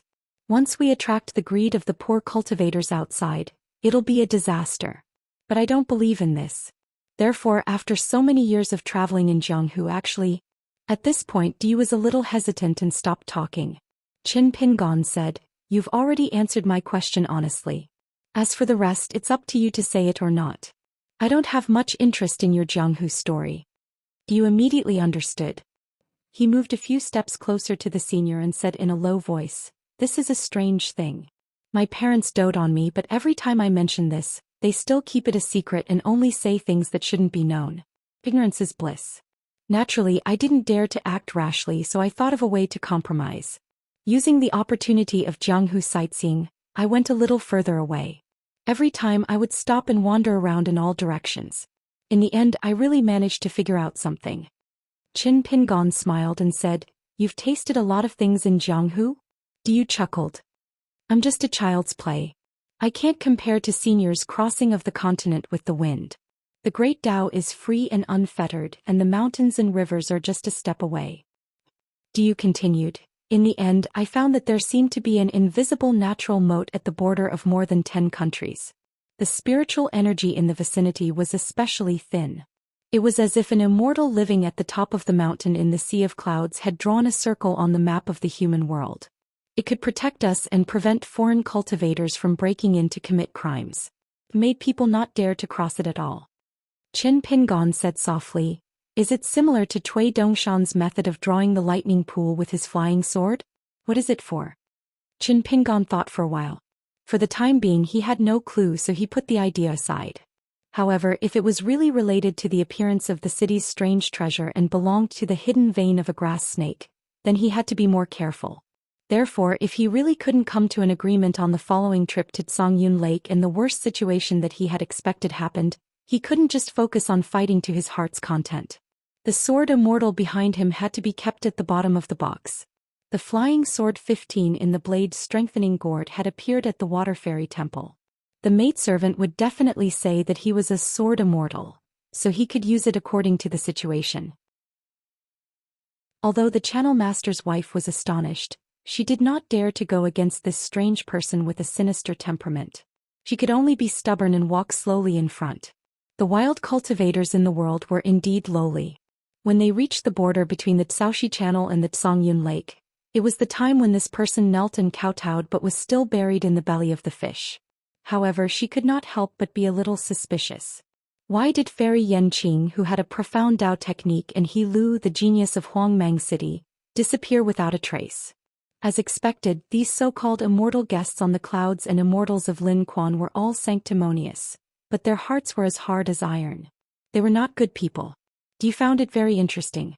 Previously, in the Water God Temple, the Channel Master's wife had fainted and missed the good show. If she had seen that scene, she, the little river lady, would most likely not be able to think of any bad ideas. Qin Pingon thought of a certain maidservant beside the Shaoxi Channel Master and looked at the Zhaoxi Channel Master in front of him. He turned to Du Yu and said with a smile, "Brother Du Yu, your life is indeed hanging by a thread." Du Yu hurriedly braced himself and called him Brother Qin. Then he said, "I'm just making up nonsense." Qin Pingon did not say anything else. Du Yu remained silent as well and continued to walk slowly. As for what the senior said about killing the Lake Lord and destroying the Dragon Palace, Du Yu did not believe it. It was not that he did not believe that the senior had such a supreme divine ability, but this did not conform to the senior's business experience. In the Water God Temple, the senior had stabbed He Lu's neck with a hand knife. The latter did not have the strength to fight back at all and smashed through the roof. From this, it could be seen that the reason why Fairy Yanqing could still stand at the end and did not lie on the ground like He Lu, nor did she dig her head into the ground like the Zhaoxi Channel Master. Was it because the senior had protective feelings for the fairer sex? Of course not. As for the real reason, Du could not guess. Du didn't know why, but he always felt that this omnipotent senior was really ruthless when it came to beautiful women, whether they were cultivators or deities. Qin Pingon asked casually, "Previously in the ancestral temple, Yanqing did not attack with her sword. Instead she wanted to retreat. She should know that she was no match for him and wanted to go to Songyun Lake to get reinforcements. Do you tell me what is in the depths of her thoughts? Is it to get herself out of danger more, to protect herself more, or to save He Lu more?" Du Yu smiled and said, "Yanqing did the most right thing. She did not delay self-protection and saving people. I believe that even if He Lu saw it, she would not have a grudge." Lady of Songyun Lake glanced at the water of Songyun Lake from the corner of her eye and wanted to use her supernatural power to turn into water mist and escape.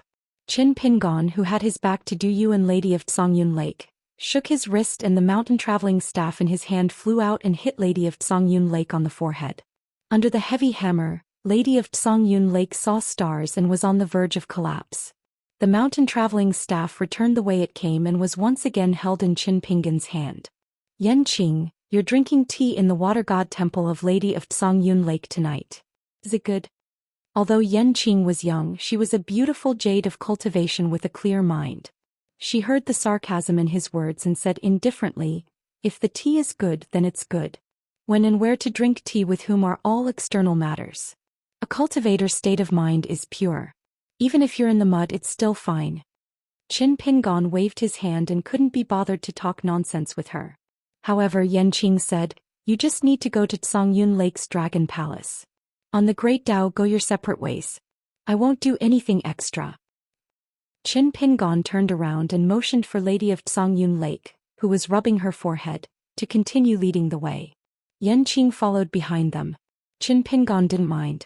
After a while, Yanqing stared at the long sword on the back of the green-robed man and asked again, "Are you a sword cultivator who deliberately went down the mountain as a martial artist?"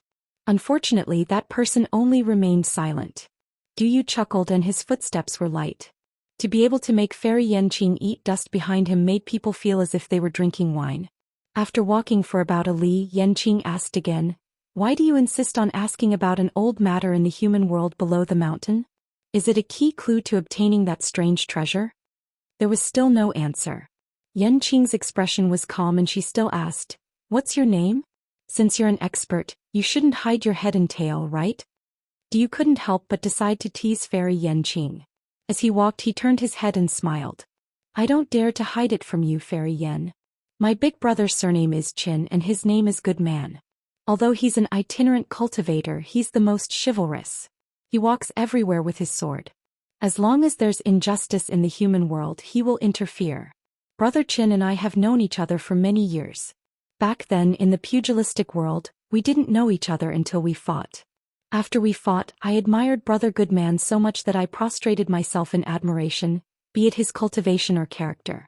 Every night I would always ask myself, why is there such a strange man in the world? What do you do to be lucky enough to meet him?" Qin Pingon still ignored him. Yanqing glanced sideways at the useless Du Yu and sneered, "You've met for many years in the pugilistic world? Was it in the water fairy temple of the Xiaoxi Canal Master? Could it be that you were beaten up over there tonight and are speaking nonsense now?" Du Yu laughed out loud and did not mind. Yanqing's eyes were cold. This place is only a few steps away from Songyun Lake.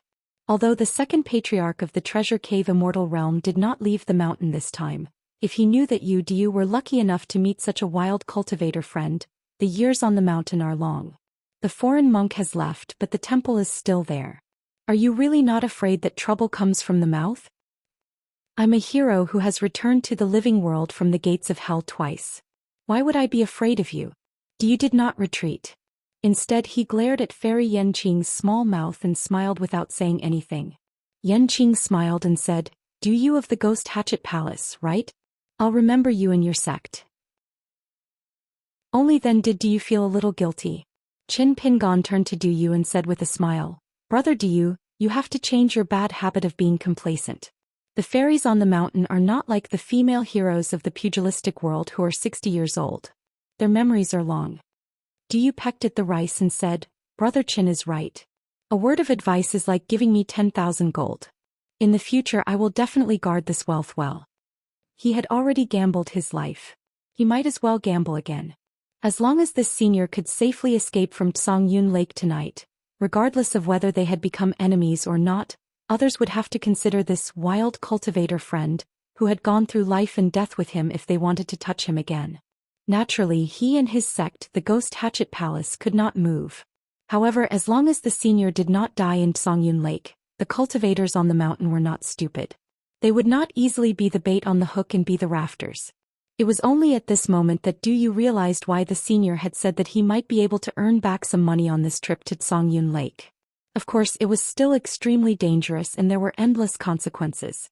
However, on the path of cultivation, other than rare existences like Yanqing and Lu, how could the rest lie down and enjoy a good life? Wasn't Du Yu also at the foot of the mountain? How many times had he been in danger? Therefore, compared to the senior who had lived for hundreds or even thousands of years, Yanqing's cultivation was still a little shallow. Her eyelids could not raise a flood dragon.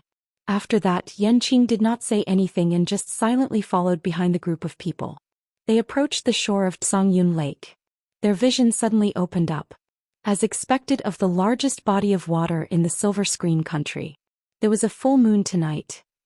The blue waves stretched for thousands of miles and the water shone brightly. The moonlight and water were compatible. Because it was the entrance of the Xiaoxi Canal, there was a ferry. However, this waterway was specially used by the Xiaoxi Canal Master to receive distinguished guests from the capital. She did not allow the common people to set foot on it. Standing at the ferry, a cool breeze brushed against his face. Qin Pingon leaned on his walking stick and looked into the distance. He asked, "If I accidentally killed 100 of the Zhou and Xiaoxi Zhou,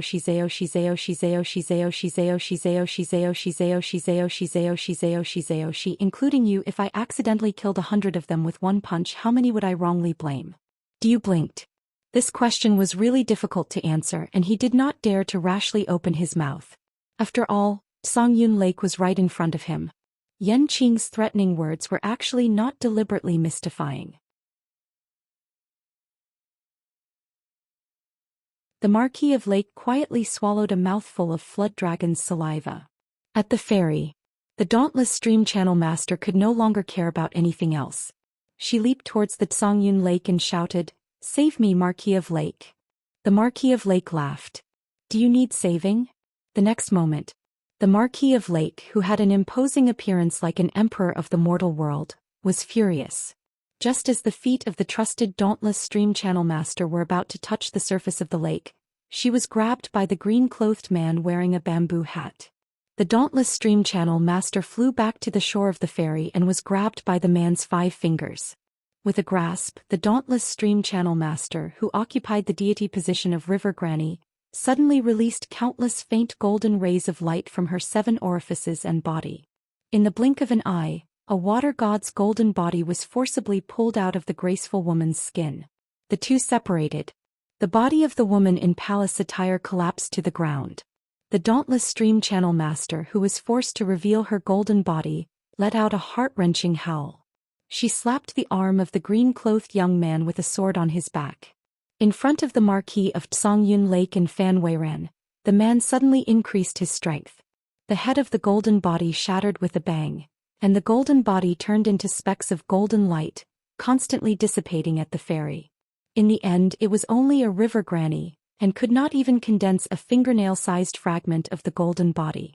The man said indifferently, "There is no need to save her. You looked up at the moon pretending to be stupid. I can't see anything."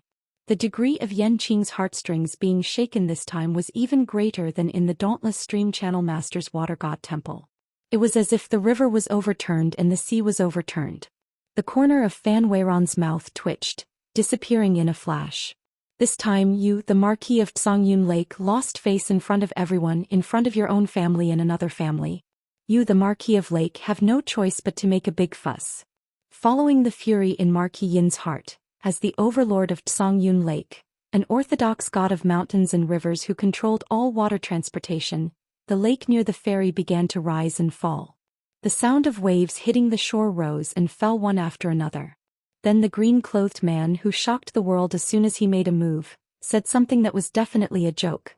"Do you want to hear reason?" The man glanced at the Marquis of Zhongyun Lake, and then looked at the pondering Fan Weiran.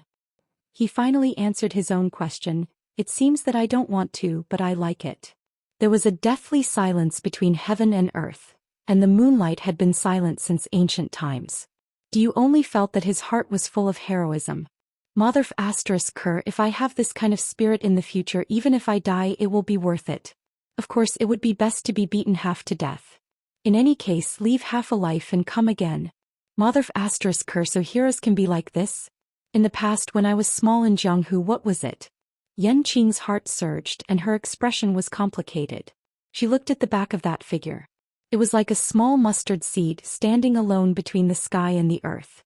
It didn't look like a wild cultivator, and it also didn't look like an immortal scribe on the mountain. Instead, it looked like a true ranger who carried a sword and traveled far and wide. Seemed a little lonely. Yan Qing was annoyed by her inexplicable thoughts. She quickly calmed her mind and silently recited the immortal scripture. Then she saw that person first take down the bamboo chest and gently place it by his feet. Then he took off his bamboo hat and placed it on the bamboo chest.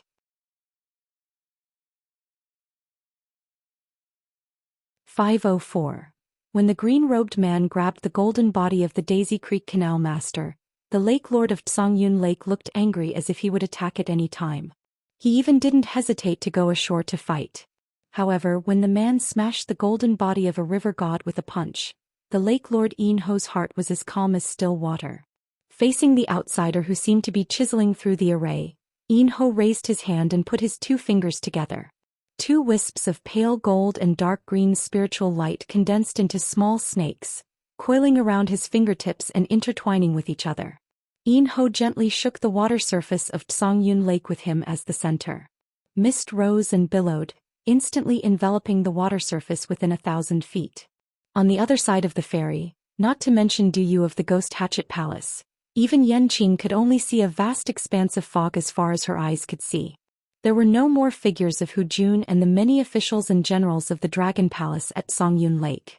The ancestor of the immortal realm of Treasure Cave seemed to be controlling the precious treasure of his sect. A burst of treasure light was faintly discernible, protecting all the cultivators of the same sect. Then he began to slowly retreat. He should be leaving the battlefield completely to Hu Jun and Yin Ho. At the edge of the mist, a pale gold python and a dark green snake were constantly circling. Both of them flew with their tails in their mouths. They were like dragons flying through clouds and rain, increasing the mist on the lake. Yanqing only knew that this was one of the original magical powers of a great Tao water god. It was not as simple as a camouflage, but a cage similar to a talisman array. Once a cultivator or a pure martial artist was imprisoned in it, it could consume the spiritual qi and pure Jin qi of the qi residents. It was a kind of water grinding method that could both attack and defend. Du stood in the same place and glanced at the messy ferry in front of him. It had collapsed into a mess. Only the ground around the bamboo box and the mountain staff was still intact. The senior was really an immortal. What did this mean? This meant that the senior had not used all his strength when he stepped on the ground. Yanqing waved her sleeve and brushed away the dust at the ferry. However, her eyes were fixed on the movements on the surface of Songyun Lake from the beginning to the end. The vast water mist formation within a radius of 1,000 feet was suddenly like a fishing net that had been pulled up by someone. It became only 100 feet in size, but the water mist also became thicker like water. The golden python and the giant dark green snake, one on the left and one on the right, directly crashed into the array. Yanqing sighed in her heart. In the battle on the Songyun Lake, the lord of the lake Yin Ho had the advantage of time and place. He also had a trusted subordinate, the river god, who used his life as the price to stop that person's momentum. If he lost the initiative, that person's situation would only get worse. The lord of the lake Yin Ho was able to stand tall in the silver screen country for 1,000 years. As the water god, he was on equal footing with the country's 5 mountains mountain master. It was no wonder that the sect's old ancestor would choose the Dragon Palace as the last place to stay during the trip. Yanqing glanced at Du and saw that his expression was calm. Du sensed Yanqing's gaze and turned around with a smile. A small pond won't be able to trap Brother Qin, who can overturn rivers and seas with just a sneeze. Yanqing sneered. Let's see if you can still say such disgusting words of flattery after the battle. The cultivators of the Treasure Cave Immortal Realm had already retreated more than 1,000 feet away from the battlefield. After all, Marquis of the Lake's 2 water snakes were not shabby like the Shaoxi Canal Master, who took out 4 tails of water essence after refining them. After weighing it for a while, he found that each weighed at least 1 jin. Marquis of the Lake was indeed worthy of being the Lake Master.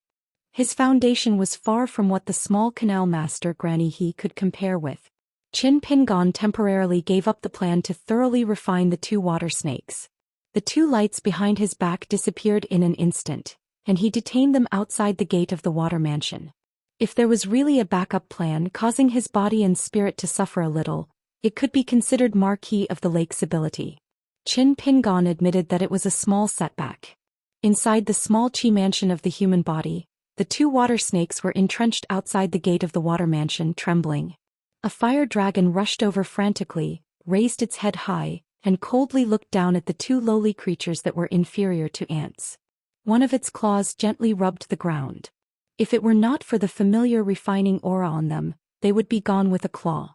The gate of the water mansion opened in an instant and then suddenly closed. It turned out that the 2 green-clothed boys carried the golden python and the green snake and ran away. The fire dragon that was formed from pure Wu Fu's Jinqi moved its huge body, slowly turned around and leisurely left. Marquis of the Lake opened one of his palms. In it was a fragment of the golden body. It was all that the river god of the sunset cold river had left behind after his death. There was also an even larger fragment. After that punch, the 2 fragments of the golden body had scattered and sputtered out. The thumb-sized fragment had already been caught by the green-clothed man.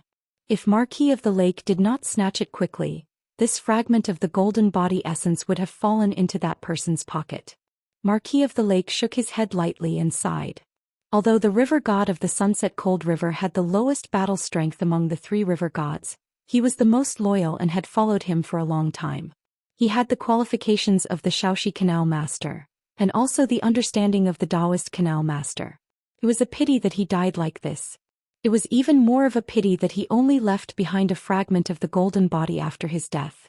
If he added the slightly larger fragment, he might be able to increase his cultivation by 100 years. The fragment of the golden body in Marquis of the Lake disappeared into his palm. He planned to slowly refine it after the battle. This was an unexpected surprise. The death of a so-called general under his command was nothing.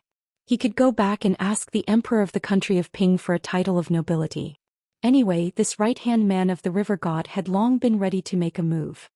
He had been coveting the position of the river god for a long time. Otherwise, how did his daughter's boudoir get those rare treasures? This river god of the sunset cold river had secretly hidden 2 beautiful maids with good aptitudes in the past 100 years. If the Dragon Palace really wanted to make a fuss about it, his death would not be regrettable. It was just that Marquis of the Lake was magnanimous and did not want to disappoint the soldiers. Qin Pingon glanced at the cultivators of the treasure cave immortal realm who were further away. It was obvious that they wanted to sit on top of the mountain and watch the tigers fight. In fact, he felt somewhat helpless. It seemed that it was a little difficult to make a lot of money. Why didn't these immortal masters have the chivalrous heart to help when they saw injustice on the road? It was said that one's mouth would soften after eating someone's food.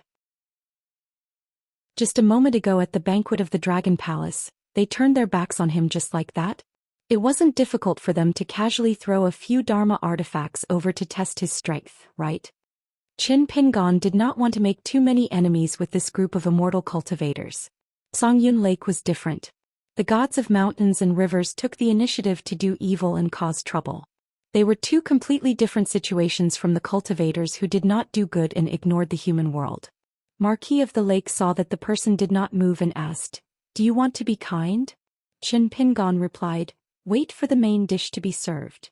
Marquis laughed loudly. Good, good, good. You're a straightforward person." Qin Pingon narrowed his eyes.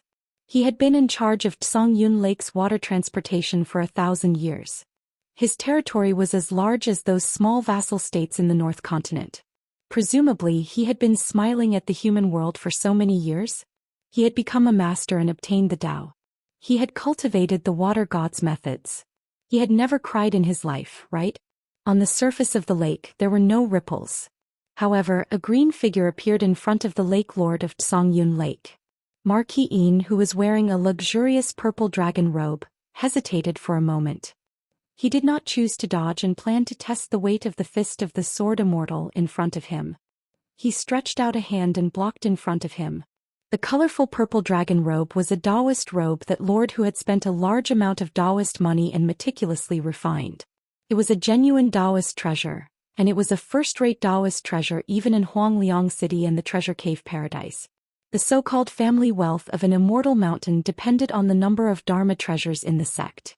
He, the Lake Lord, and those mountain gods, depended on the number of orthodox deity positions in their hands that they could arbitrarily arrange for their trusted subordinates to take up positions. What a strong force. One of the flood dragons on the robe actually collapsed on the spot. Marquis of the Lake took advantage of the momentum and slid back several feet. Could it be that he was a Golden Body Realm martial arts grandmaster? The so-called identity of a sword immortal was just a diversion set up in the Water Fairy Temple? However, Marquis Yin's expression still did not change. He raised his hand again and received another punch. This time the 2 flood dragons on his body exploded. However, what was a robe? This colorful purple robe was the flood dragons that were born from the spiritual qi. It could gather and disperse at will. Even if 1 or 2 of the flood dragons were temporarily destroyed, it could still instantly reconstruct a golden body like a god without harming the foundation of the Great Tao. If it was only the strength of these 2 punches, Marquis Yin was confident that he could make this person punch more than 100 times. At that time he would see if his robe was extraordinary or if his pure true qi was longer. The 3rd punch had arrived. At the same time, the robe exploded into 2 flood dragons that were swimming on the sleeves. Marquis Yin's expression became somewhat serious. He was just about to consider whether to use his divine ability to escape. After all, the momentum of the 2 rivers and 1 canal had already been established. The 3 golden body gods were about to pour into Songyun Lake. There was no need for him, the Lake Lord, whose status was not inferior to that of a human emperor, to personally take the risk. If he did not want to show off the Lake Lord's elegance in front of Fairy Yanqing, it would be difficult for this person to get close to him on the surface of Songyun Lake. Marquis Yin, who had been hovering a few feet above the surface of the lake, quietly stepped on the lake water after being punched back. He smiled slightly and was full of ridicule. Another punch arrived. A Lake Lord statue that looked like an ice sculpture shattered with a bang. The Lake Lord, Marquis Yin, stood in the water several feet below the surface of the lake with his hands behind his back. He shook his wrists and stretched his muscles. He was indeed a pure martial artist. No wonder he dared to do whatever he wanted and kill his own canal master and river god. Marquis Yin's back felt as if it had been hammered. The fist aura slanted upwards, causing this Lake Lord to directly break through the water surface and fly into the air. Fortunately, only the 6 flood dragons on the colorful purple robe were shattered. If the 9 flood dragons collapsed at the same time, the robe would temporarily lose its effect. This was similar to the deity Qing Lu armor that was transformed from the military school's treasure Jiawan. A punch came down. A sound like a large bell rang in the air. Marquis Yin had just left Songyun Lake when he crashed into the lake once more. Although Marquis Yin's body was not damaged, he felt that these 2 punches were the greatest humiliation of his life. Then at the bottom of the lake, it was as if a series of dull winter thunder was born under Songyun Lake. The lake water surged. However, when the huge waves approached the golden maid holding the canopy, it was as if they were blocked by the high walls of a city and turned into fine powder. The layers of waves were all blocked by the layer of golden light, like countless snow-white pearls bouncing around. Fan Weiren smiled and said, "Go ashore and watch the battle." The layer of ice that carried everyone's feet rose into the air and flew towards the fairy port as fast as lightning. The old woman was an unquestionable existence in the treasure cave immortal realm. At that moment, no cultivator had any objections. Only the eccentric second ancestor, who was also Fairy Yanqing's teacher, dared to talk back to Fan Weiran. When the layer of ice approached the fairy port, without Fan Weiran's spiritual qi controlling it, it suddenly dissipated and turned into water that entered the lake. The cultivators followed ancestor Fan Weiran and landed on the fairy port that was almost in ruins. When the group of immortal masters approached the fairy port, Diu gritted his teeth and leaped to the side of the book box and the mountain traversing staff. He pressed on the hilt of the saber at his waist. Fan Weiran only glanced at this military disciple of the Ghost Hatchet Palace and brushed past him with his people. The golden maid holding the canopy at the side seemed to have a telepathic connection. She also glanced at Duyu.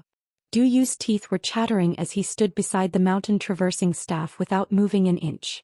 This tall old woman was the second most powerful cultivator in the Dozen Kingdoms mountain. Moreover, her strength was almost the same as the Huangyu city's mayor who sat on the first seat.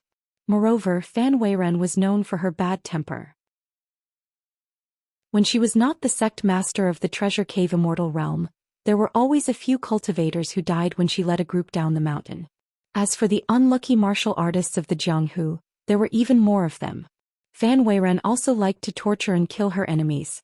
There was once a Jianghu Grandmaster of the Sixth Realm who offended a traveling disciple of the Treasure Cave Immortal Realm.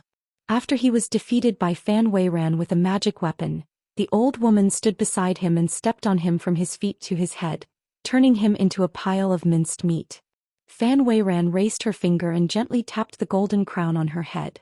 All the golden light flowed back into the golden crown.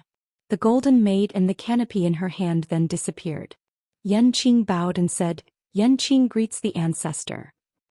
Fan Weiran's expression was kind. She gently poked Yanqing's forehead with her finger and pretended to be angry. "Little girl, how dare you walk with such a vicious outsider?" Yanqing blushed and stood with her hands behind her back. Fan Weiran turned to look at the blue cloud lake and told Yanqing with the ripples in her heart, "A good show is about to begin." To be able to destroy Marquis Yin's illusion and only reveal his true body, he must be a golden body grandmaster. It's rare. The Jianghu of the dozens of countries at the foot of the mountain has not seen a legendary golden body martial artist for 200 years. Little Yen, when you fight with this person you must be careful. Don't let him get close to you. Don't learn from the arrogant Marquis of the Lake. You will be at a disadvantage. Don't you think it's stupid to not use your immortal skills and magic weapons and compete with that martial artist with your bare hands? Yanqing nodded. Fan Weiran said again, moreover, that Marquis of the Lake was born with a strong physical body. He is not comparable to us Qi cultivators. Beasts have rough skin and thick flesh. Suddenly, a huge python that was 100 feet long appeared on the lake. It had already grown 4 claws and raised its head high. It opened its mouth and spat out a green light beam towards the lake. A figure in a green robe raised his palm and forcefully blocked the beam of light that was as imposing as a rainbow. That gorgeous scene was like a bright moon on the sea. Yanqing silently took this picture into her eyes. Fan Weiren sneered, a golden body martial artist fighting a golden body god. Not bad, not bad. This trip was not in vain. At the same time, at the entrance of the 2 rivers and 1 canal, 3 water dragons that were hundreds of feet long appeared at the same time. The 2 yellow water dragons were larger, and the ink-black water dragon was the most petite and exquisite. Only the eyes of the 3 water dragons controlled by the golden body of the water god had a layer of faint golden color.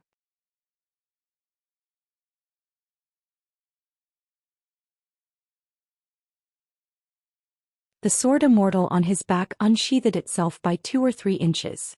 Qin Pingon narrowed his eyes and looked at the dense sea of clouds that was constantly accumulating. He said in a deep voice, "Go back." The sword immortal returned to its scabbard. It seemed to have some resentment. Qin Pingon's figure swayed slightly, but he didn't bicker with this sword for the time being. Qin Pingon reached out and grabbed the clear jade light talisman in his hand. This was the disadvantage of most immortal talisman.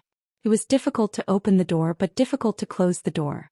Once the talisman gallbladder was opened, one could only watch as the talisman light scattered between heaven and earth. Cultivators could only slow down the speed of the talisman gallbladder shattering and the loss of spiritual qi, but they couldn't completely stop the burning of a high-grade talisman. However, after this talisman closed the door, even if it had become a house with holes on all sides, as long as it wasn't taken out, it shouldn't be difficult to last for 10 years. That Lake Lord Songyun Lake had his own ways to make him obediently come ashore and do business with him. It just needed to take a little time. However, the greater possibility was that he took the initiative to come ashore. Bad people who had lived long and climbed high were often not stupid. This was a matter that made people feel helpless. As for the 15th flying sword, it was only following the Shaoxi Canal Lord and didn't seek to kill the enemy. Knowing the approximate location of the Dragon Palace at the bottom of the lake, he had more capital to do business. Qin Pingon turned his head to look at the sky and asked with a smile, "Old Mama, why are you rushing over?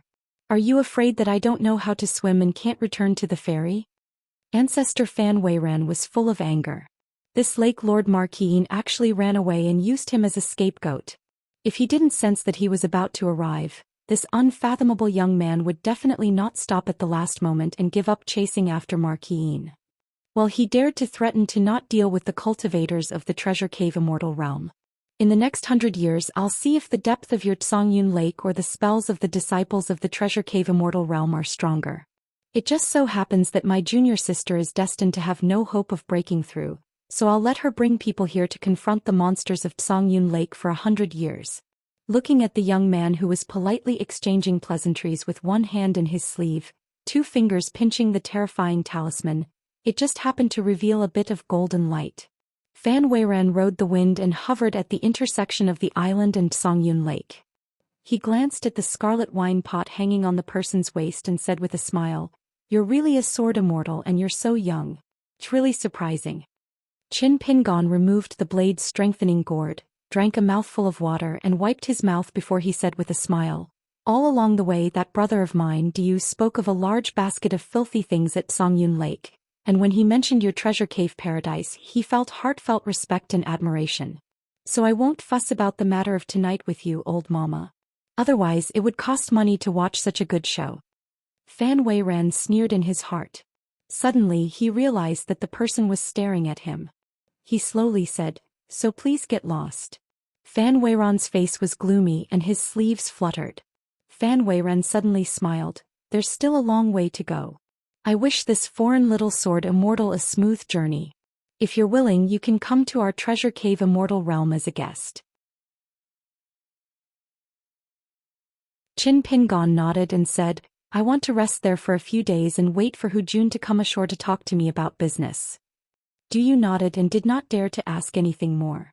They returned to the water god temple. The maidservants and servants in the residence, whether they were ghosts or living people, had all scattered. Qin Pingon came to the door of the inner residence where the plaque, Green Water Flows Forever, was hung and kept it in his hand. Although the Daoshi Canal Master's golden body had disappeared, this unusual plaque still contained some water spiritual energy. It was very likely that it was the most valuable item in this ancestral temple. Qin Pingon took off the bamboo box and bamboo hat and sat on the bottom step. He let Du Yu light a bonfire in the courtyard. Qin Pingon began to practice the sword furnace stance. After a great battle, recuperation was essential. Otherwise, if there were any sequelae, it would be a long-term hidden danger. Moreover, Qin Pingon also wanted to use the inner vision technique to see if the golden python and the jade snake, which had not been completely refined, could really benefit the water mansion. Du Yu sat cross-legged beside the bonfire and carefully glanced at the senior's sitting posture. He didn't have any thoughts. Cultivating an immortal's divine ability was not just about having a posture. Besides, he reckoned that with this senior's identity, it must be an extremely brilliant spell. Even if he were to be taught the entire incantation, he wouldn't be able to learn it. A firefly streaked across the night sky and drilled into the wine pot at the senior's waist. Du Yu silently told himself that he was used to all kinds of strange things. About 2 hours later, Du Yu added a few dry branches to the tree. Then Du Yu discovered that when the senior opened his eyes, he seemed to be in a good mood and had a smile on his face. Qin Pingon raised his head to take a look. The thick sea of clouds that had almost enveloped the entire Tsongyun Lake had already dispersed. The full moon was in the sky. Qin Pingon asked, Do you think that no one can change the customs of Tsongyun Lake that have been accumulated for 1,000 years? Du Yu said casually, unless from top to bottom, from the lake lord to the water gods of the 3 rivers and 2 canals, all of them are changed. Especially the lake lord of Tsongyun Lake, he must be the first to be changed. However, if you want to achieve such a feat, unless a peak cultivator like Senior personally takes action and spends at least 10 years here to keep an eye on it. Otherwise, according to me, it's better not to change. In fact, Marquis Yin of Tsongyun Lake can be considered an overlord who doesn't drain the pond to fish. Those floods and droughts that he deliberately causes are just to add a few beautiful maids with good qualifications to the Dragon Palace. Every time hundreds of people die. If he encounters some muddle-headed gods of mountains and rivers, he can't even retract his innate magical power. In a flash, thousands of people die. If his temper is a little more irritable, he will easily fight with the gods of mountains and rivers, or make enemies with his colleagues. Within the territory, the people will really have no way to make a living and starve for thousands of miles. I've been in Jianghu for so many years and I've seen many gods of mountains and rivers, Lord City God of various places, and the people of the land don't care at all. The immortals on the mountain, the martial arts masters who open sects, the relatives of the officials of the capital, and the seeds of hope. These are the people they focus on winning over. Qin Pingon glanced at Du Yu. Du Yu said with an innocent face, Senior, I'm just telling the truth. It's not like I'm doing those bad things. With the senior by his side, not to mention the ownerless River Granny Ancestral Temple, he could even dig 3 feet into the ground of the Dragon Palace at the bottom of the lake. Qin Pingon closed his eyes and just practiced the walking stance. It wasn't until noon that Du Yu returned with 2 large bags. He returned from a rewarding journey. Qin Pingon said, The bag of valuable items is mine and the other one is yours. Du Yu's face was sad. Senior, what did I do wrong? Qin Pingon still practiced the walking stance without stopping and said slowly, There are rules for cultivation, rules for walking the Jianghu, and rules for doing business. Do you understand? Du Yu actually didn't understand, but he pretended that he did. No matter what, he just had to nervously accept one of the bags. But Du Yu thought for a moment, opened the 2 bags and put the few valuable items in his bag into the senior's bag. Qin Pingon didn't stop him. Qin Pingon stopped practicing the walking stance and flew to the ridge of the tallest building, looking in the direction of the attendant city. Then Qin Pingon practiced the walking stance on the ridge of the buildings. Du Yu was puzzled. Why did it look like the Jianghu people's boxing stance and not some kind of immortal magic? Du Yu was immediately impressed. The senior's way of doing things was really different and he had returned to the basics. At dusk, do you lit the bonfire again? Qin Pingon said, okay, go back to your Jianghu. After staying in the ancestral temple for a night and a day, all the onlookers already know what to do. Di was a little embarrassed. His little thoughts couldn't escape the senior's eyes. If they separated at the ferry, Di was afraid that he wouldn't be able to walk to the attendant city alive. Di thought for a moment and felt that he should stop while he was ahead, so he picked up the sack and went to the attendant city. Qin Pingon suddenly said, stay a little longer. Du obeyed, put down the sack and sat cross-legged on the ground and whispered, Senior, in fact, I also know a secret talisman from the Hall of Ancestral Masters. It's not inferior to the Snow Mud Talisman and the Camel Tablet Talisman. Qin Pingon smiled and waved his hand saying, it's fine that you did such immoral things when your life was hanging by a thread. Now that your life is not in danger, it's not good to use the sex rules to add flowers to the brocade. On the path of cultivation, you have to be human before you become an immortal. Di was stunned. He glanced at the sack on the ground. It was as if he had only vaguely caught some clues at this moment. Di clenched his fists, silent. Qin Pingon stood up. Di subconsciously wanted to get up, but Qin Pingon reached out and stopped him. Di turned around and a moment later, a familiar figure entered his field of vision. She was beautiful no matter how he looked at her. She was Fairy Yanqing indeed. Qin Pingon frowned. Di was a bit scared witless. Senior, I beg of you, please don't be so ruthless. Such a beautiful fairy is dead. Senior, are you willing to let her die? This junior is worried. Yanqing asked, since you killed 3 river deity channel masters in one go, why did you deliberately let Marquis of the Lake escape? Di did not sit properly and hurriedly reached out to support himself on the ground. Qin Pingon asked, who gave you the guts to look for me again and again? Yanqing smiled and said, is a sword immortal who is worried that the sea of clouds will harm innocent people really someone who kills indiscriminately? I Yanqing am the first to not believe it. Qin Pingon said, what does it have to do with me whether you believe it or not? I'll give you one last advice. My patience is limited. However, Yanqing walked straight to the bonfire. Du had already shifted his butt.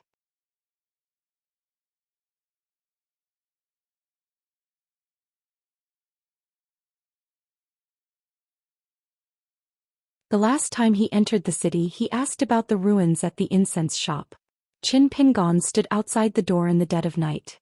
Qin Pingon looked at the rotten door. There was no longer the door god or the spring couplets. That scholar didn't even manage to avenge his parents' death. Then what about Qin Pingon from the Mud Bottle Alley? A young man who no longer wore straw sandals and no longer needed to go up the mountain to gather herbs took off his bamboo hat. Some of the Qi refinement warriors who had been lurking, hiding, or taking root in the vicinity of the haunted house. Almost even the Qi refinement warriors who were the slowest and had the lowest cultivation level were shocked. All of them panicked without warning. An old man with a little monkey squatting on his shoulder stood on a roof in the distance. He frowned. Last time at the city gate he was blind and did not see through this kid's cultivation level. The old man raised a hand and gently pressed down on the irritated pet. As for those useless people who felt suffocated for no reason and had poor spirit qi flow, no one dared to show themselves to see who exactly this person was. When the person on the street took off his bamboo hat and bamboo box, he disappeared into thin air. The old man began to take a few steps back. On the street outside the door, the sleeves of the green robe fluttered in the absence of wind. His figure disappeared in an instant. A wisp of green smoke cut through the night sky. Finally, it landed outside the city god temple. A burly martial judge in iron armor appeared at the city god temple. He said in a deep voice, "Who are you?" However, the young swordsman just raised his hand. The sword immortal behind him slowly unsheathed and spun gently. Finally, it was gently held in the hands of that person. He held the sword horizontally in front of him. Holding the sword with one hand, 2 fingers of the other hand gently brushed the sword body and slowly moved to the tip of the sword. The bright sword body was originally shining with a golden light as thick as water. As the fingers of the green-robed swordsman brushed an inch, the golden light increased by an inch. That person narrowed his eyes and just stared at the bright sword light in his hand. He murmured, "Whether it is karma or heavenly tribulation, I, Qin Pingon from the Mud Bottle Alley, will take it all." First, set a small goal. For example, 1 second. Remember, book guest residence. 5:05. The doors of the Xingwang temple opened slowly. Other than the Lord Xingwang who was stuck in the mud, everyone else in the Xingwang temple had been mobilized. The civil and military magistrate, the various officials, and the underworld ghost officials were all carefully standing behind the door. Although the entire Xingwang temple was considered their territory and would be protected by a certain amount of providence, it was still safer to stand in the Xingwang temple. Qin Pingan looked at the door. After that tragic incident, Lord Xingwang chose to kill one and release the other. Hence, General Jia Suo should be the new one, while the Lord Xingwang's 6 divisions should still be the old one. Qin Pingan held the sword immortal in his hand and looked down at the blade's strengthening gourd. After I've used my sword twice, you can do whatever you want tonight. Qin Pingan raised his head and looked at the door of the Xingwang temple. Who is the Lord Xingwang temple's Lord Xingwang temple? The civil and military magistrates, the day and night wandering god, General Jia Suo, and the rest of the divisions did not hesitate and looked at one of the middle-aged Confucian officials. The underworld officials' robes in the Xingwang temple were roughly the same as the Yang realm's imperial court, except that the pattern of the official patch could not be messed around. There were also some differences between the different continents. For example, in the North Continent, the official robes were mostly black and white, and there was a bronze seal engraved with their official position hanging on their waists. He took a step forward in fear and his eyes wandered. He suppressed the fear in his heart and bowed with cupped fists. Sword Immortal, please forgive me for not coming out to meet you. May I know why you're looking for me? Those with good intentions did not come, but those who came did not come with good intentions. Not only him but all of his colleagues also understood this simple logic. Otherwise they would not have appeared together. The next moment the green-robed sword immortal was already standing in the Xingwang temple. Behind him was the Lord Xingwang temple's Lord Xingwang temple. The civil and military magistrates, even though that person had already barged into the Xingwang temple, they still moved symbolically as if to make way for him. Then they all looked at their colleague. From the Lord Xingwang temple's forehead, there was a straight and thin golden line all the way down. In the blink of an eye, one of the golden bodies shattered into pieces. Even the Judge Wu, who was the best at killing malicious ghosts in the city god temple, and the new General Jia Suo, who liked to go out of the city to hunt for wandering souls and wild ghosts, did not see clearly how and when the other party attacked. For a moment, all of the city god temple officials had gloomy expressions. It was tragic. He really was a foreign sword immortal who had traveled all the way here. It was said that sword immortals were the most eccentric and domineering in their actions. They definitely could not be judged with common sense. The statue of Lord Xingwang that was enshrined in the back hall of the Xingwang temple glowed with a faint golden light, and a scholarly old official walked out. The front hall was not obstructed by him at all, and he floated to the stairs of the front hall. After standing still, he pointed a finger and said sternly, "As a sword cultivator, you can casually kill an official of the underworld who was conferred with the imperial seal of an emperor?" Qin Pingan raised his head and looked at the thick black fog that shrouded the escort city. It was filled with a murderous aura, baring its fangs and brandishing its claws. It was somewhat similar to the sea of clouds of the Fu family in Old Dragon City. As for whether the Xingwang temple would be destroyed, whether the ghost officials' cultivation base would be insufficient and they would all be implicated, or even the lives of the people of the county. From the first day of the great loss of merit and the decay of the golden body, Lord Xingwang had not cared at all. For this reason he even specially invited a group of cultivators that he had good friends with to go to the capital. They brought heavy gifts, lobbied the Ministry of Rights and the Qintianjian, and persuaded the Emperor of the Silver Screen Kingdom to let the court suppress the news and not allow the people of the city and the county to flee. Otherwise, it would be the worst outcome of a country's feng shui and a Xingwang losing both sides. During this period of time, the descendants of the person who received the letter in the capital, especially the current family head, could be considered to know the severity of the situation. As a result, they put in a lot of effort. They used the connections and incense that they had accumulated in the court and the officialdom over the generations to help the Xingwang temple slowly plead for mercy. Only then did Lord Xingwang finally see a ray of hope. Die in a county, protect the golden body. Every man for himself, and the devil takes the hindmost. Moreover, as the Lord Xingwang of a county, I am a golden body deity who sees the nobles of the human world as short-lived seedlings. Lord Xingwang pressed his hands on his head and looked down slightly. Although the speed of the golden thread was slowing down, it did not show any signs of stopping.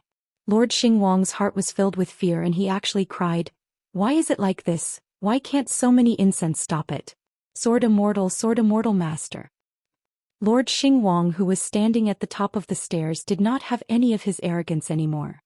He begged for mercy. "Sword immortal master, please spare my life. Is there anything in this world that cannot be discussed?" Lord Xingwang did not dare to raise his hand and point above his head. "Sword immortal master, raise your head and take a look. Without my Xingwang temple controlling the incense and using the fate energy of the land to help resist the heavenly tribulation, Sword immortal master, you will be alone. Could it be that you are not afraid of wearing down your hard-earned cultivation?" That civil magistrate, who was almost scared out of his wits, also felt that it was inconceivable at first, but after thinking about it he understood. However, it made him feel even more despair. This foreign sword immortal master had nothing better to do and wanted to resist the heavenly tribulation. Why would he care about gains and losses? If he really wanted to care, why did he enter the Xingwang temple? Didn't Lord Xingwang often teach his subordinates to be steady when faced with problems and not make mistakes in a hurry? It seemed like when things really came to a head it was nothing more than this. However, the civil magistrate of the Xingwang temple was miserable. He was no longer a bystander. There was no joke to watch. For hundreds of years the gods who presided over the feng shui of an area, looked down at the kind men and women who entered the temple to burn incense. There were all kinds of people who were raised by the same rice. There were foolish men and women who hated work but prayed for wealth and prosperity. There were vicious women who hoped to find a lover. There were children whose elders were seriously ill and were unwilling to spend money to treat them but came here to burn incense and make a wish. There were bandits who killed people like flax. They thought that by spending more money in the temple and burning a few incense sticks, they could eliminate their sins. There were many kinds of jokes in the world. They were numb to it. Now that they had suffered retribution, it was the turn of those Qi refinement warriors to laugh at their Xingwang temple. Qin Pingon ignored Lord Xingwang.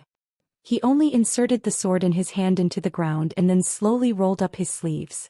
Unlike Song Yunhu, this time his left sleeve was also rolled up, revealing the walnut bracelet.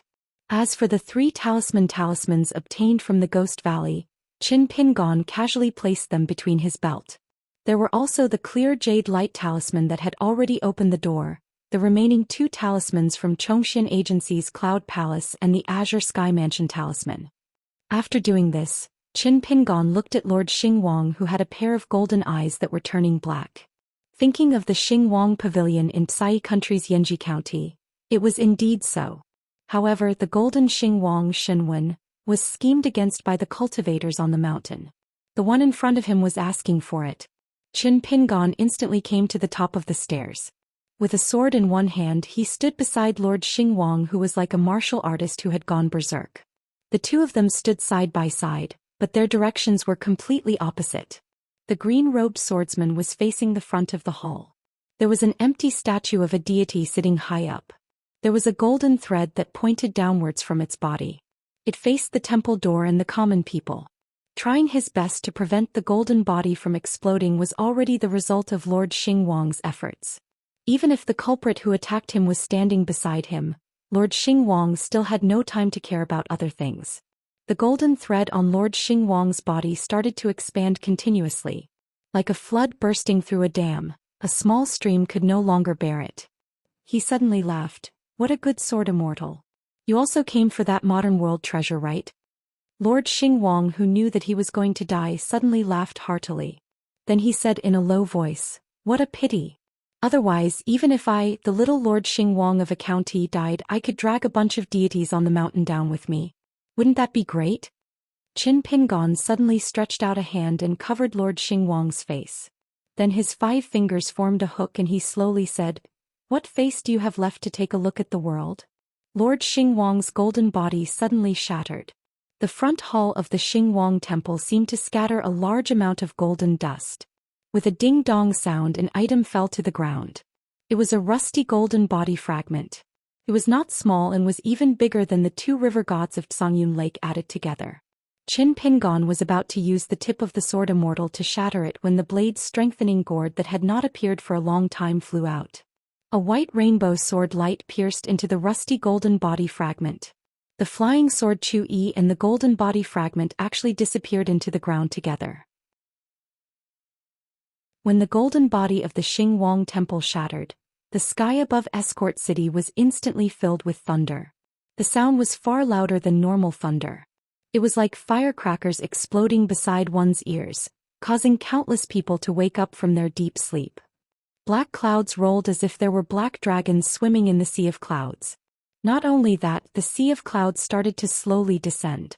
First, some of the families in the city were woken up by the thunder and started to light up their lanterns. The rich families also hung up lanterns one after another. In a bustling county, the dots of light kept connecting into a piece. There were also the sounds of children crying one after another. Last but not least, the Qi cultivators who had sneaked into the Escort City were all dumbfounded. After a moment of panic, they began to curse loudly. How could they have known that the damned heavenly tribulation had arrived in advance before the real treasure had appeared? There was a lot to pay attention to here. The heavenly materials and earthly treasures in the world were born with innate spirituality. It was extremely difficult for Qi cultivators to capture and seize them. The city lord of Huangyi City once brushed past a treasure because the celestial treasure's flying speed was too shocking. It was said that the treasure in Escort City was of a very high grade. It was the condensation and nurture of a county's 1,000 years of spiritual luck. Not only that, it was said that when Escort City was first built, there was actually a military celestial weapon buried deep underground. In the end, the two merged and became a supreme treasure of the human world that had both civil and martial luck. It was both offensive and defensive.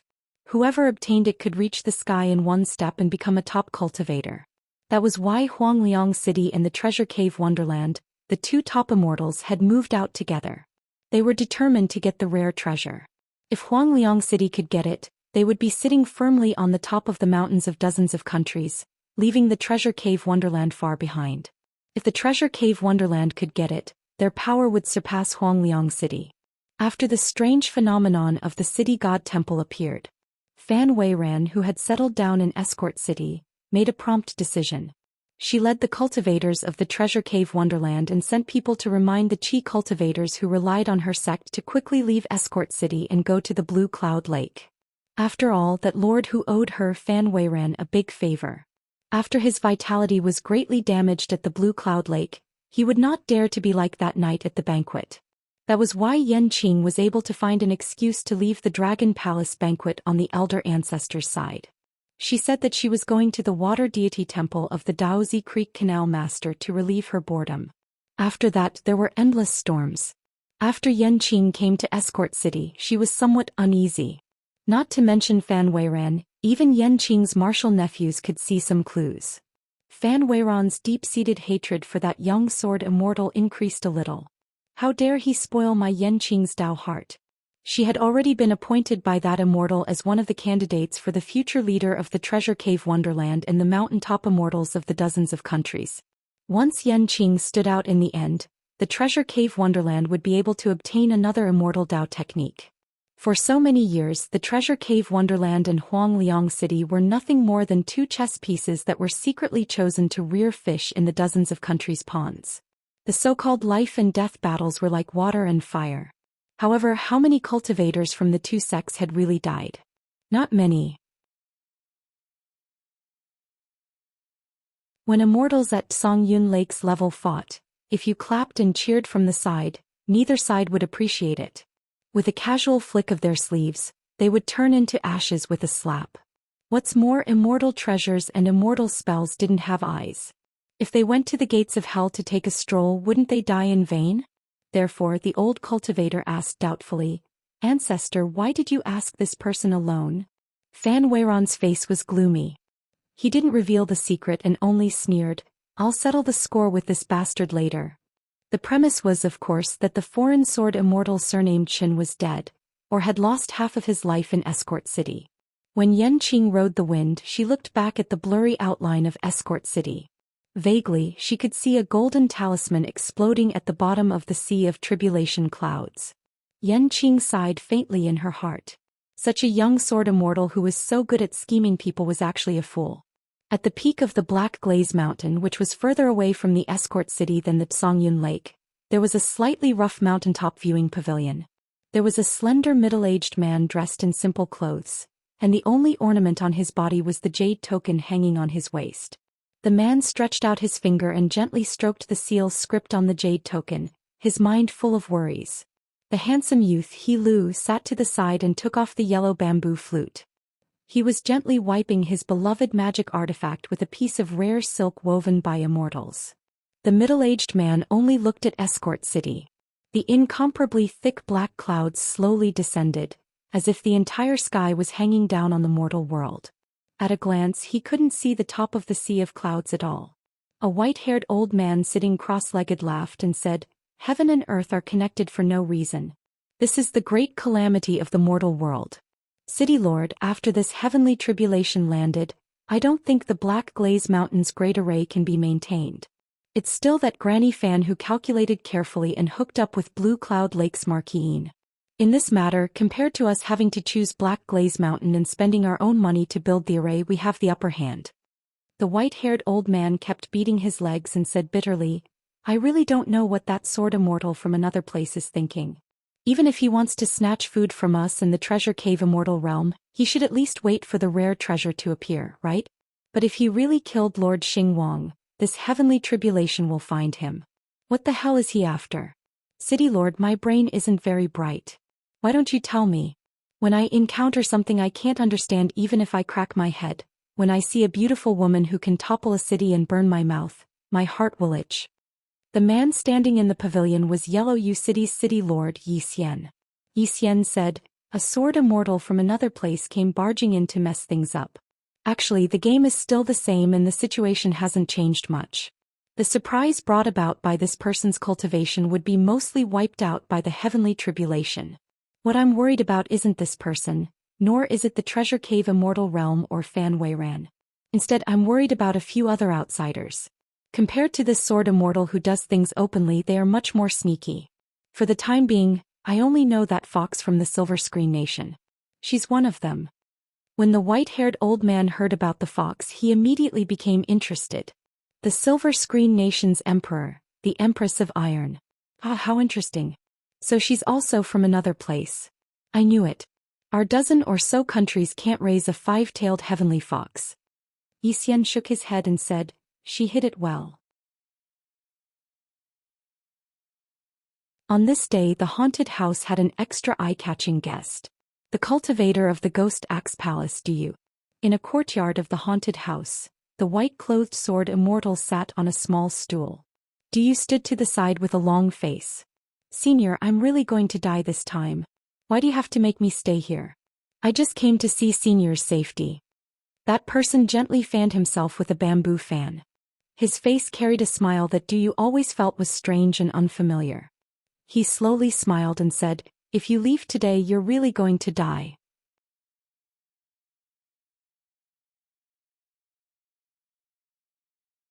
Du faced the vermilion wine pot, put his palms together, bent over and prayed, "Thank you, Master Wine Pot. Please protect me." When the door of the haunted house opened, the white-robed immortal really appeared.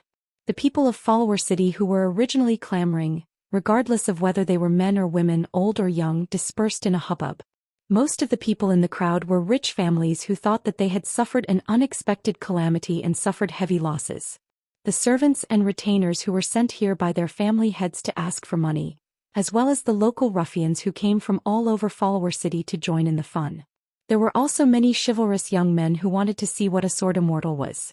Although everyone said that this foreign sword immortal was very good-tempered and rich, he was seriously injured and had to stay in Follower City to recuperate for a long time. Hiding in the haunted house for such a long time without daring to show his face proved this point. But who knew if he would not let go of someone on the street after leaving the haunted house? In any case, he was a sword immortal. A starving camel was still bigger than a horse, so it was better to be careful. It just so happened that a group of strong young men were rushing over with a dung cart, laughing endlessly. Originally, they were feeling complacent about their heroic act, enjoying the thumbs-up and cheers of the people nearby. They pushed the dung cart with even more vigor. They were only 20 or 30 steps away from the eerie house that no one dared to live in. In the end, the white-robed immortal with a long sword just happened to open the door and walk out, looking straight at them. The three young men who had been idling around Follower City all year round were instantly dumbfounded, their legs unable to move. Not only that, there was also a person who walked out from the corner of the street and went against the flow. She was dressed in a white dress and was a rather beautiful woman, holding a baby in her arms. In the cold spring, the weather was especially cold. It was unknown whether the baby was sleeping soundly or frostbitten, but she did not cry. Her face was full of grief and her footsteps became faster and faster. She actually passed by the dung cart and the strong young men, falling to her knees on the street with a plop. She raised her head and sobbed to the young man in white. "Immortal Lord, my husband was killed by the collapsed house. How am I, a woman, going to live in the future? Please have mercy on us, Immortal Lord, and save us." The woman cried and wailed as if her heart and lungs were being torn apart, as if she was about to faint from crying. The people hiding in the streets and alleys began to point and whisper to the side, saying that it seemed to be the woman from your alley, and that she was indeed married last spring. What a pitiful person. Qin Pingon squatted down. In such cold weather, such a young child as a mother, can you bear to do so? After throwing the child out, the woman was a little mentally exhausted and collapsed to the ground. Then she suddenly opened her eyes wide.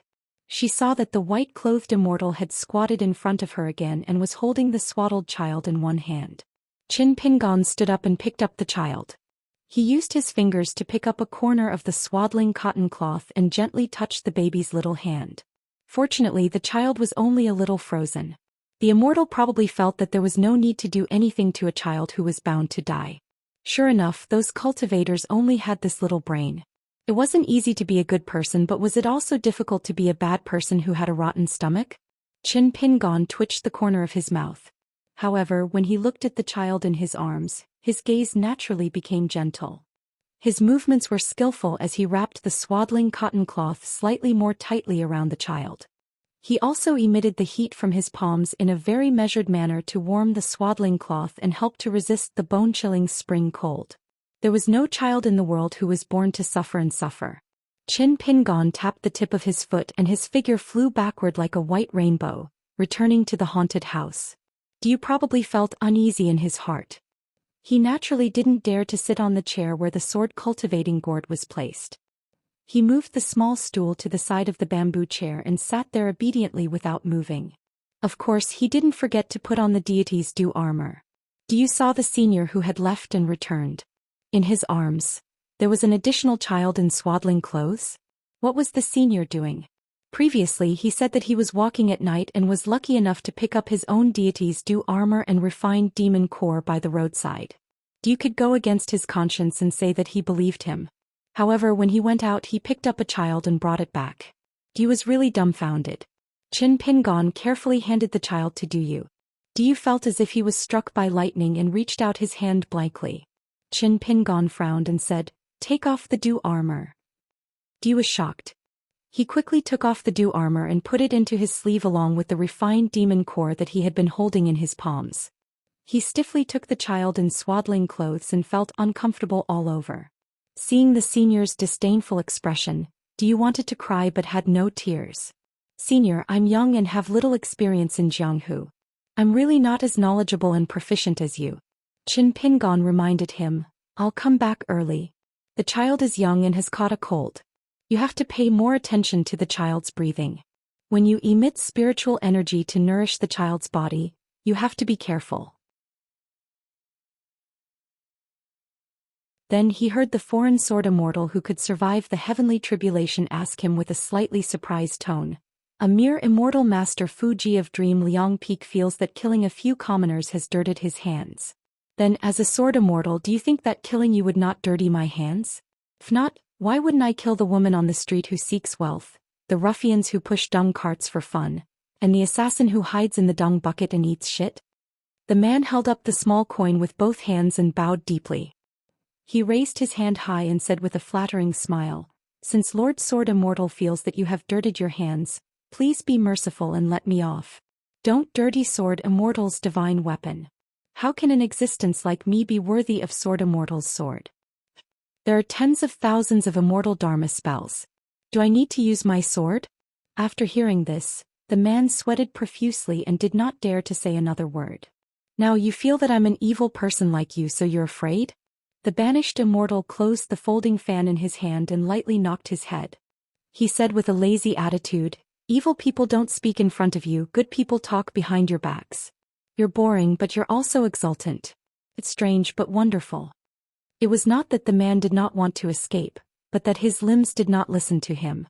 That person said, "Come, I'll let you shout, Sword Immortal is killing people. If the whole city hears it, I can spare you." The man shook his head vigorously and said with a sobbing tone, "I don't dare. I don't dare to humiliate Lord Sword Immortal." That person said, "Oh, then you're in trouble." Without waiting for the wild cultivator to speak, he lightly patted the wild cultivator's head with his folding fan. Then with a wave of his sleeve he captured the 3 souls and 7 spirits in his hand and used his aura to slowly grind them down. If all good people could only comfort themselves with the thought that evil people would be tortured by evil people, then the world was really not good. As for the small coin, it fell to the side of the corpse and rolled into the crevice. Dressed in white, he slowly walked out of the alley. A moment later, a golden sword light rose from the ground. The white-robed immortal left Escort City on his sword and went straight to Blue Cloud Lake. From the haunted house in the city, a green flying sword followed him.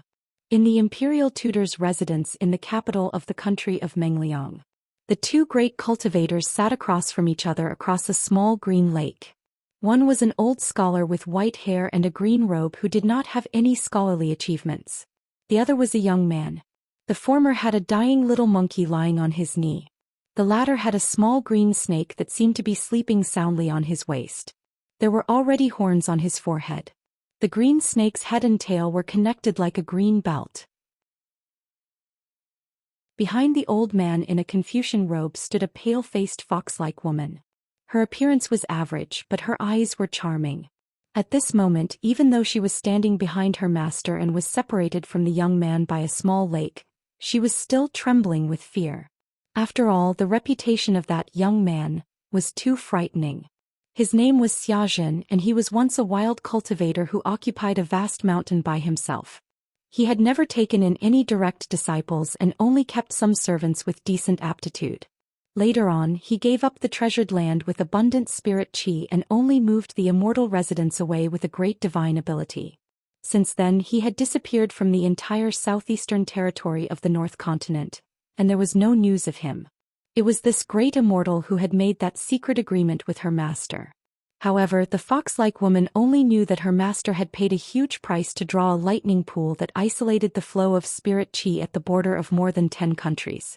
Her master had used a heaven-defying method to consume a large amount of his true essence in order to suppress the elusive merit's strange treasure. In the end, he had obtained it.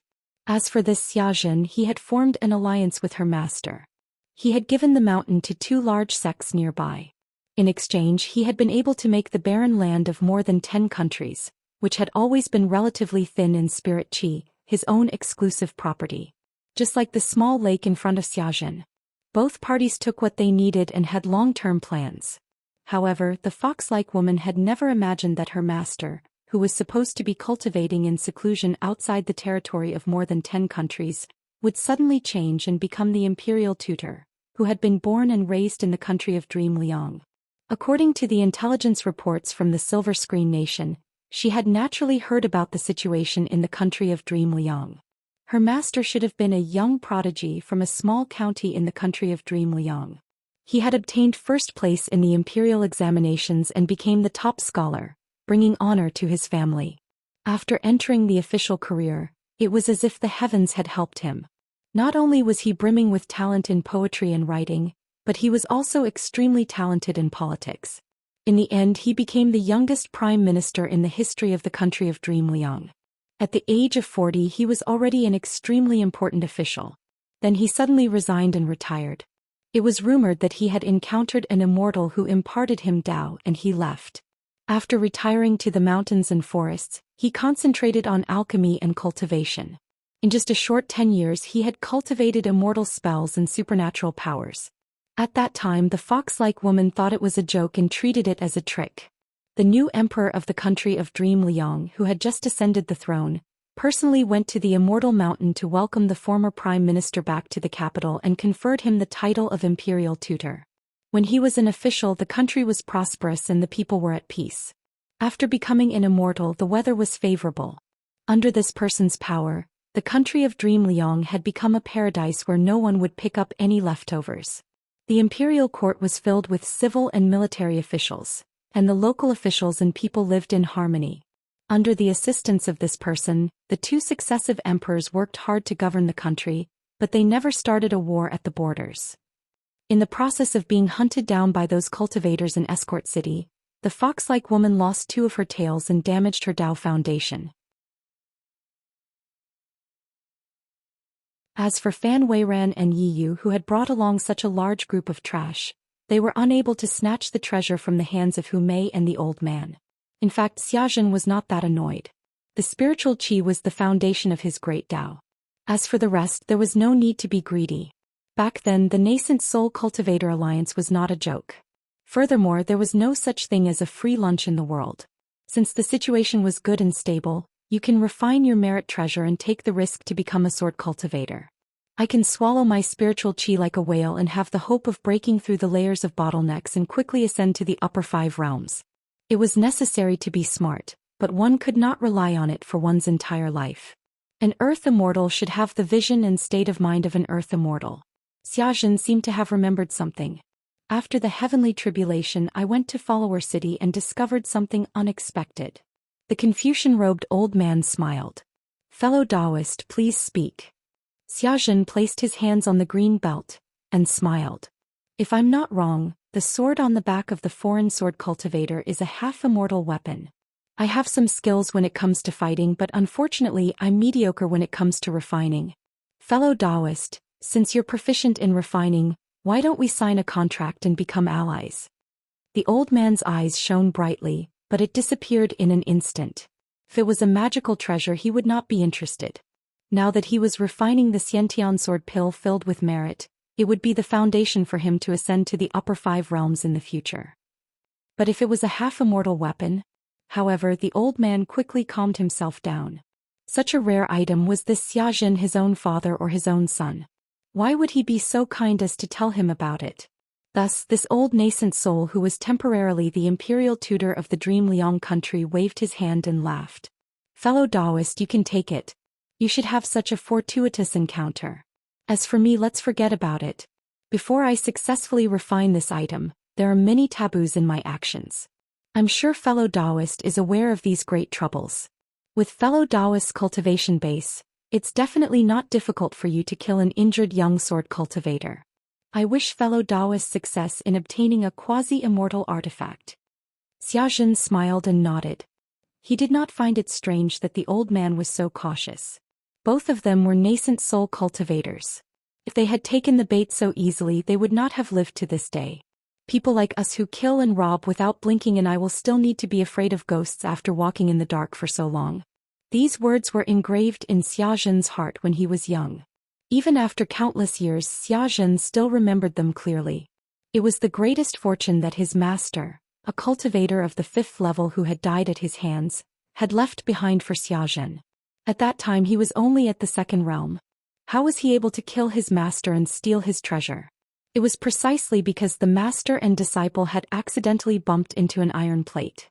Thus, in the long years that followed, whenever Xiaxin found himself satisfied with his success, he would dig out this sentence and silently repeat it a few times. Xiaxin stood up and smiled. Fellow Taoist, there's no need to send me off. The Confucian-robed old man grabbed the little monkey and stood up to send him off. Fellow Taoist, don't worry.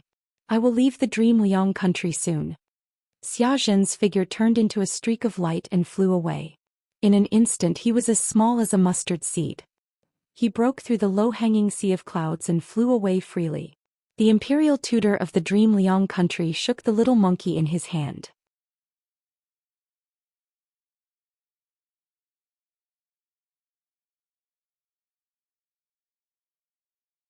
It's equivalent to the attack of an earth immortal, right? But it's fine to smash bad people, but don't use it to scare your own brother. My body is thinner than my face. Don't accidentally kill me. What's your name? Look at your dignified appearance. You walk like a dragon or a tiger. You're obviously a top expert. No wonder my brother is at ease with you guarding the house. What's this? I haven't seen him for a few days and my brother even has a child. How arrogant. Comparisons are odious. Do you felt his face was a little stiff? Motherf ******, why did this person's nonsensical words sound so charming? He really seemed like a friend of the seniors? That person jogged all the way to Du. Du was in a dilemma. Other than tightly gripping the walnut in his hand, he did not do anything else. That person was tactful. He picked up Du's stool and placed it a little far away, sitting down. Du carefully sat on the bamboo chair and said in a low voice, "My name is Du. I'm a cultivator of the Ghost Hatchet Palace. It was the senior who asked me to look after this child for the time being." That person called Zhou Fei immediately gave him a thumbs up. With a face full of admiration he said, "The Ghost Hatchet Palace is very famous. I've admired you for a long time." Du asked, "You're really the senior's friend?" Zhou Fei smiled and said, "It's absolutely true. I guarantee it." How could Du dare to believe him completely? That Zhou Fei smiled. "That brother of mine, do you prefer to be reasonable and follow the rules? And these principles and rules, you definitely didn't take them seriously at first. You felt that they were ridiculous, right?" Du was relieved of a heavy burden. His entire body collapsed. Du asked doubtfully, "You've really heard of our Ghost Hatchet Palace?" Zhou Fei nodded. "Didn't you just introduce yourself? With an expert like you holding down the fort, isn't it normal for me to feel a little admiration?" Du smiled bitterly. "Since you're the senior's friend, you must be an otherworldly expert. Don't make fun of me, Du. What kind of expert am I?" But that person said, "You're still not an expert? Do you know that your so-called senior, that good brother of mine, almost never trusts any outsiders? Yes, perhaps the word outsider can be removed. Even he doesn't believe it himself. So Du, I'm really curious. What did you do or say to make him see you in a different light?" Du shook his head. "It's just some trivial matters. It's just that the senior is insightful. He probably thought of something good that I didn't even realize." That person was stunned for a long time. After holding it in for a long time he said, "Motherf *****, are you and I mortal enemies in the struggle for the great Tao?" But that person quickly shook his head. "Forget it. I'll treat you as a junior of a kindred spirit for now." Then that person stood up angrily. Unknowingly he was standing in front of Du. Everyone heard him say with a smile, "You can take it." But the next sentence was even more chilling than the previous sentence. "If you can't take the sword, then leave your head behind." The third sentence, however, caused everyone's heartstrings to loosen slightly. Except for a young man dressed similarly in white, He Lu. He Lu will go first.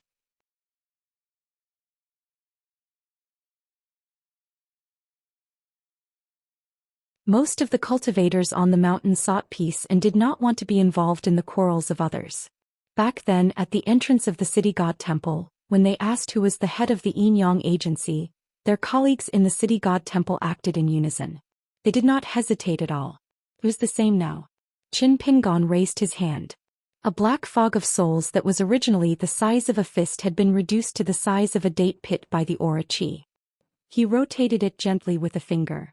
Wisps of aura chi wrapped around it and crushed it like a millstone.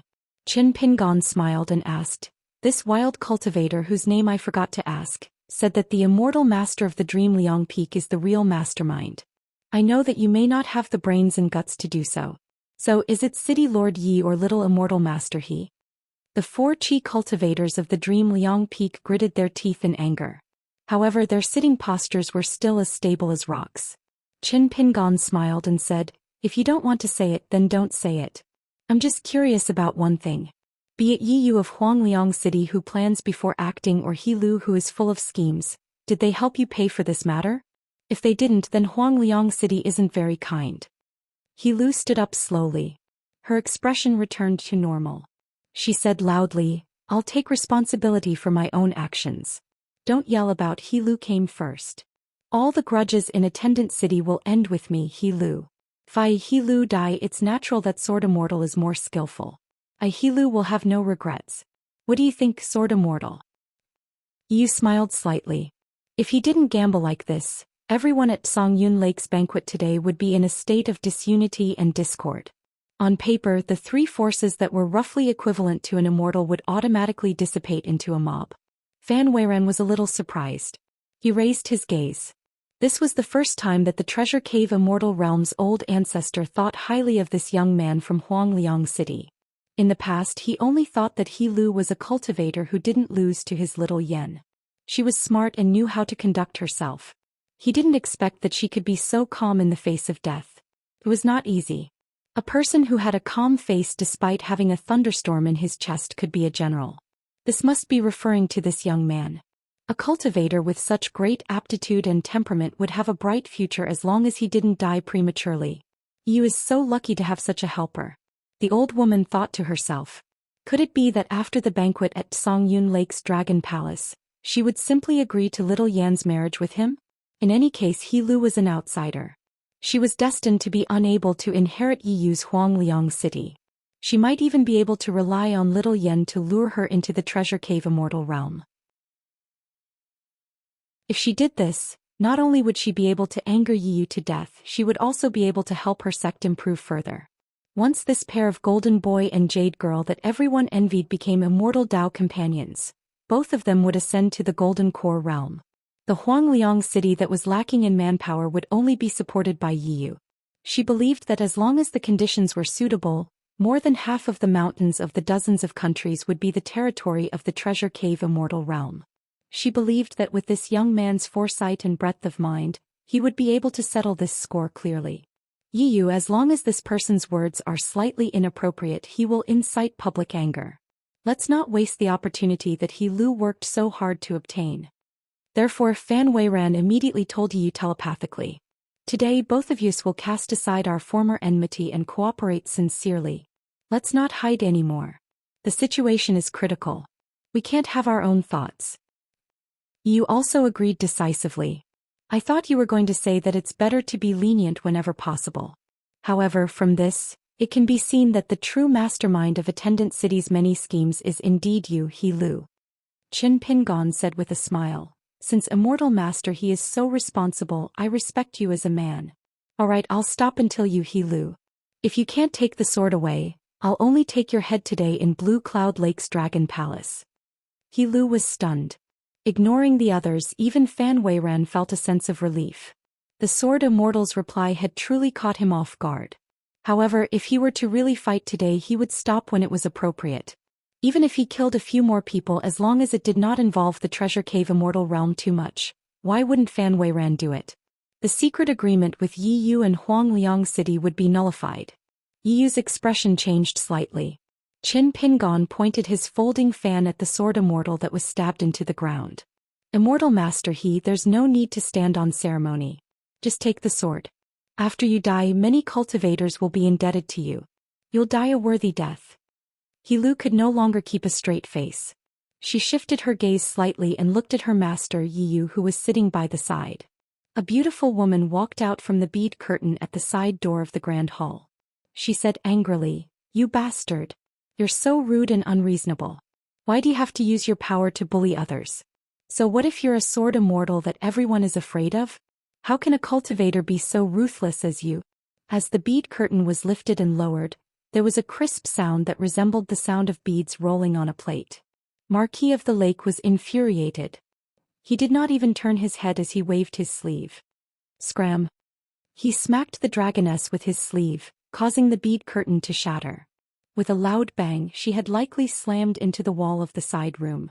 From the sound of it, there was no second sound. It meant that the graceful body did not land on the ground and had likely sunk into the wall. Marquis of the Blue Cloud Lake's move was not considered light. It was very powerful. Qin Pingon looked at Marquis of the Lake dressed in a colorful purple robe and smiled. He looked up and surveyed his surroundings. What a good place. Marquis of the Lake bowed with his hands clasped in front of him. Sword Immortal, you've graced my humble abode with your presence. Your presence brings light to my humble abode.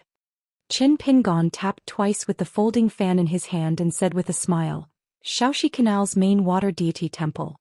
Last time you and I warmed up on the Blue Cloud Lake and had a small fight. Another time, the Dragon Palace gathered heroes from all over and sparred with me from Attendant City. Another time.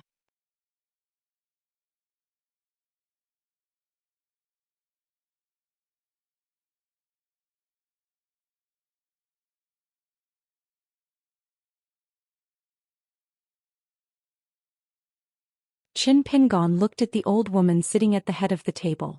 You're lucky that you don't have a good son like He Lu, so we can discuss this. Then he turned to glance at Yi Yu. City Lord Yi, it's hard to say. The lashes of the girl in the emerald green dress fluttered. He sat still like the old monk and did not move. Her body did not move and her heart did not move. She just relied on the strange supernatural power that seemed to be bestowed by the ancestors to steal a glance. Qin Pingon suddenly stopped in his tracks. He seemed to have lost the demeanor of a sword immortal in an instant. He looked tired and his eyes dimmed. Just like the long sword that pierced through Yi Yu's body on the wall, the golden light was not visible. He looked around and poured another cup of wine.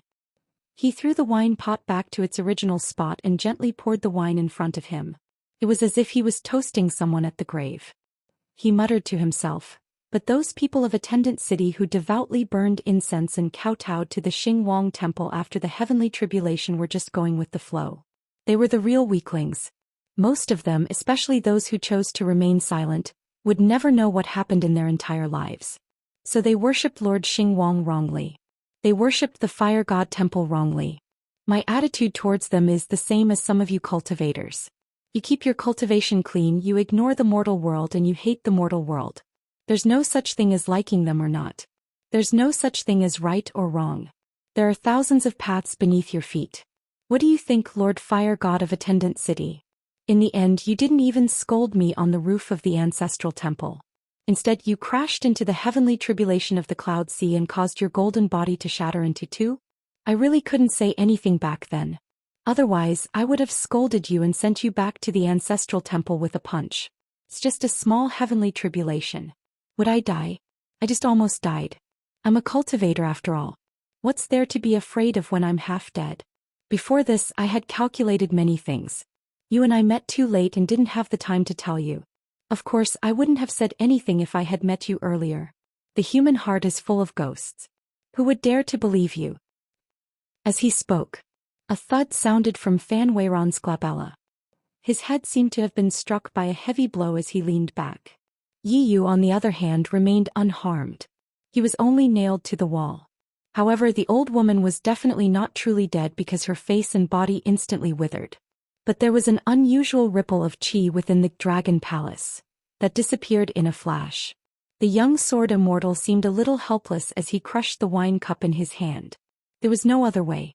The clear jade light talisman had been destroyed long ago.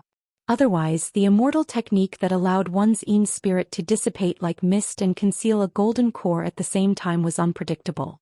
As long as the talisman of the Cloud Palace of the Zhou Xian Bureau appeared and instantly enveloped a radius of several miles, the old Grand Master of the Treasure Cave Immortal Realm would most likely not be able to escape. As for him, he could no longer draw talismans after the battle. Moreover, the few talisman of the true alchemy works that he was proficient in could not deal with such a situation.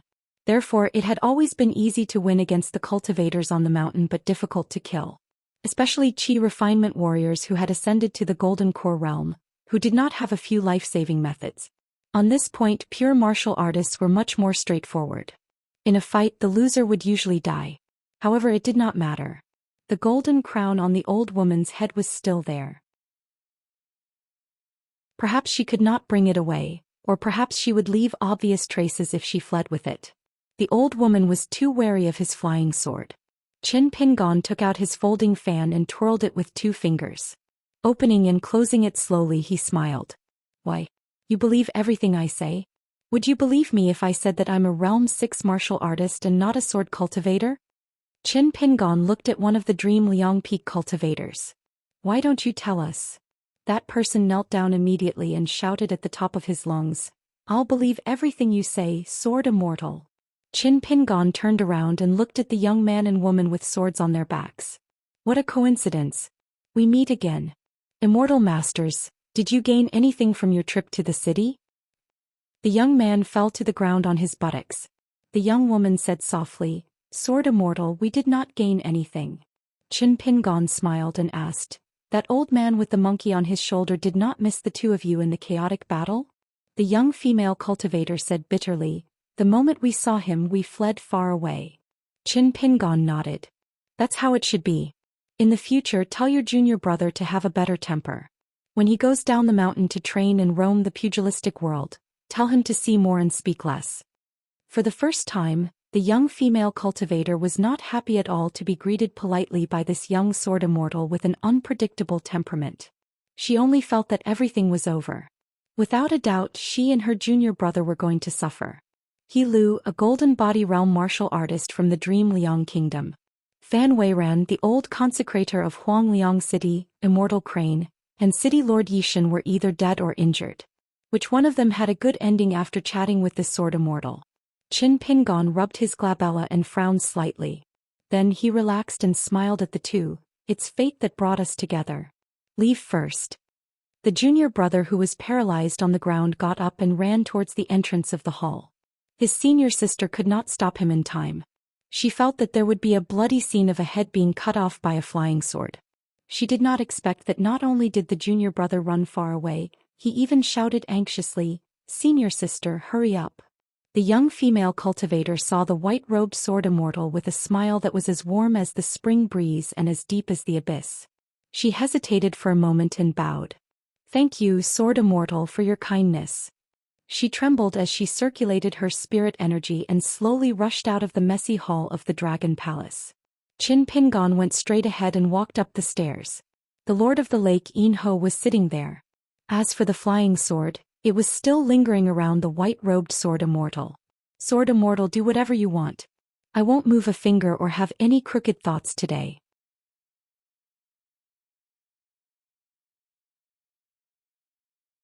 Inside the bottle there were ripples of dark green water. This bottle contained the essence of water. Not only was it rare and valuable, it was also a timely rain for him. Qin Pingon smiled and said, Lord of Lake, do you think your luck is good or bad? Lord of Lake, who was no longer wearing the colorful purple robe, smiled and said, I'm not thinking about that at all. In the future I, Lord of Songyun Lake, will definitely protect this land. I won't dare to speak carelessly for too long.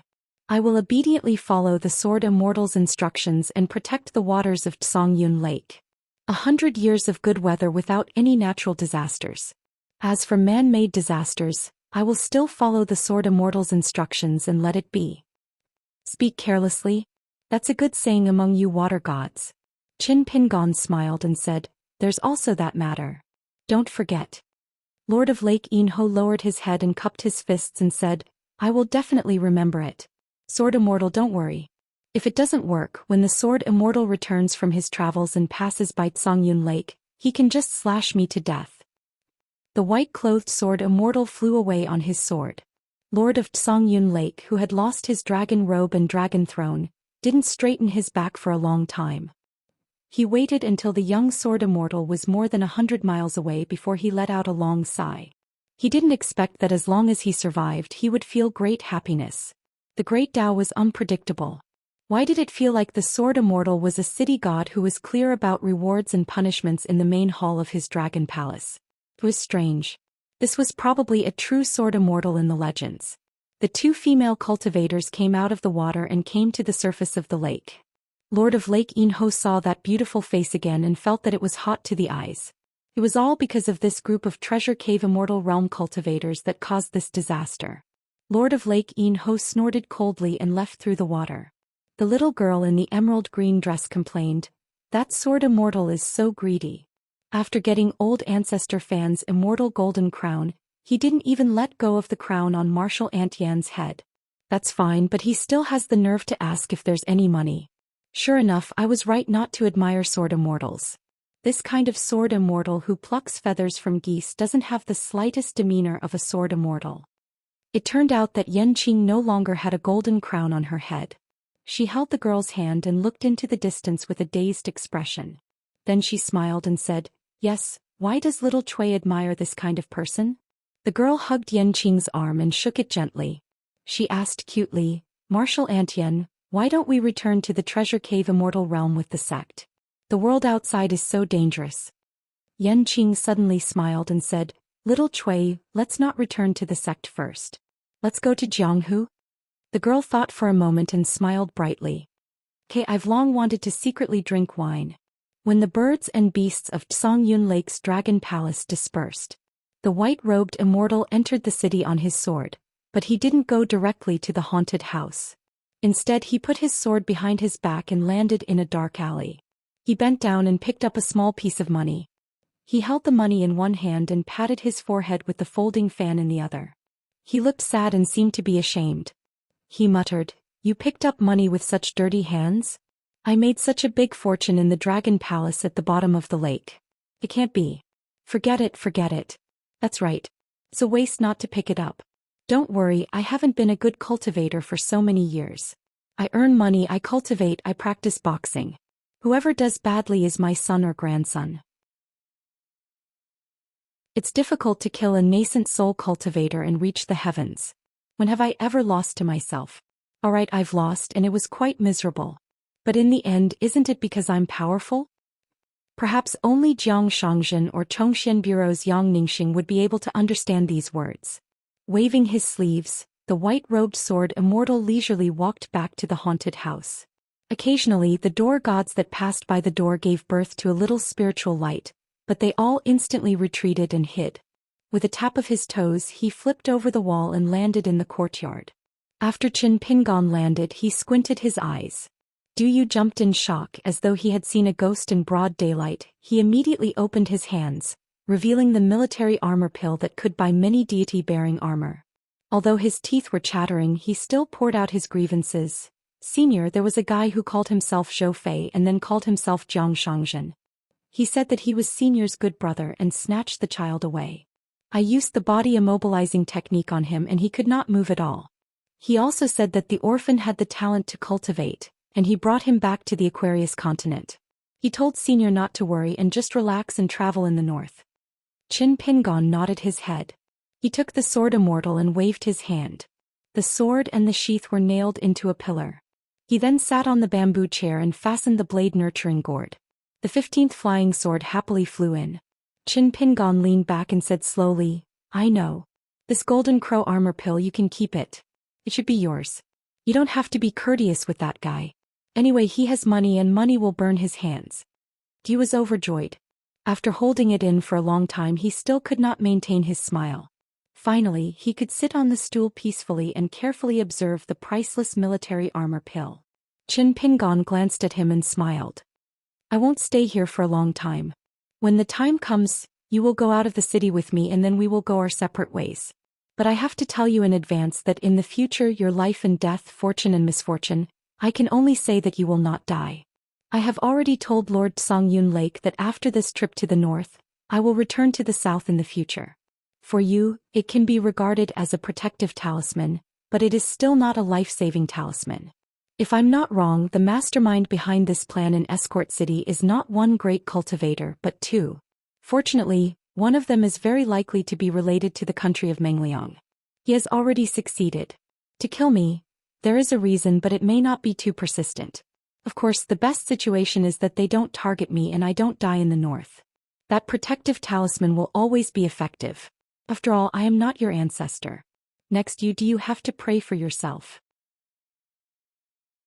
Therefore, if you are killed by someone one day, it must be at least a nascent soul cultivator. At that time I will try my best to avenge you.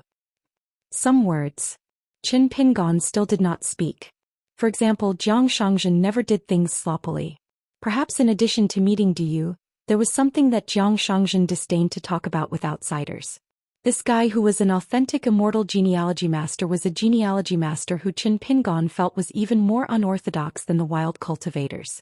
Qin Pingon was well aware of how difficult it was to deal with wild cultivators like Lu Laoqing of Book Slip Lake Palace Willow Island and Lu Jimao of Green Gorge Island. What's more, Jiang Shangzhen was rich. Qin Pingon was not sure who would have more magic weapons if this guy met Cui Dongshan. He guessed that the two of them would each take a small stool and eat melon seeds. Then without making a move each of them would throw a magic weapon. You throw it over, I throw it over. Could the two sides chat for a whole night? Therefore he still had to make more money. Plus, the child who inexplicably fell into the pit of money could be regarded as the favor that Qin Pingon owed was not small. This made Qin Pingon somewhat helpless. After careful consideration, do you carefully put the golden crow armor pill into his sleeve? Damn it, it's really heavy. He beamed with joy and said, Senior, you don't want to boast. After following you and experiencing so many things, I'm really bold now. Qin Pingon looked at Du Yu chuckled. Forget about it. He said it first. There was no need to bother the senior. Qin Pingon opened the folding fan and waved it gently. He said with a bright smile, after meeting Jiang Shangzhen, brother Du Yu's skills have improved. Du Yu said with a sneaky smile, I dare not, Senior Jiang is Senior's friend of the same generation. I am a junior among juniors. I can't compare to him. Qin Pingon closed his eyes and said with a smile, You are beginning to disgust people again. Du Yu scratched his head. After dawn the senior asked him to do a strange thing. He went to the shop in Attendant City to buy spring couplets, painted door gods and the words Chun and Fu. Du Yu was uneasy. He was not afraid that he would be splashed with feces as soon as he went out, but he was afraid that the top immortals like Ancestor Fan and City Lord Yi would pick up a soft persimmon to pinch.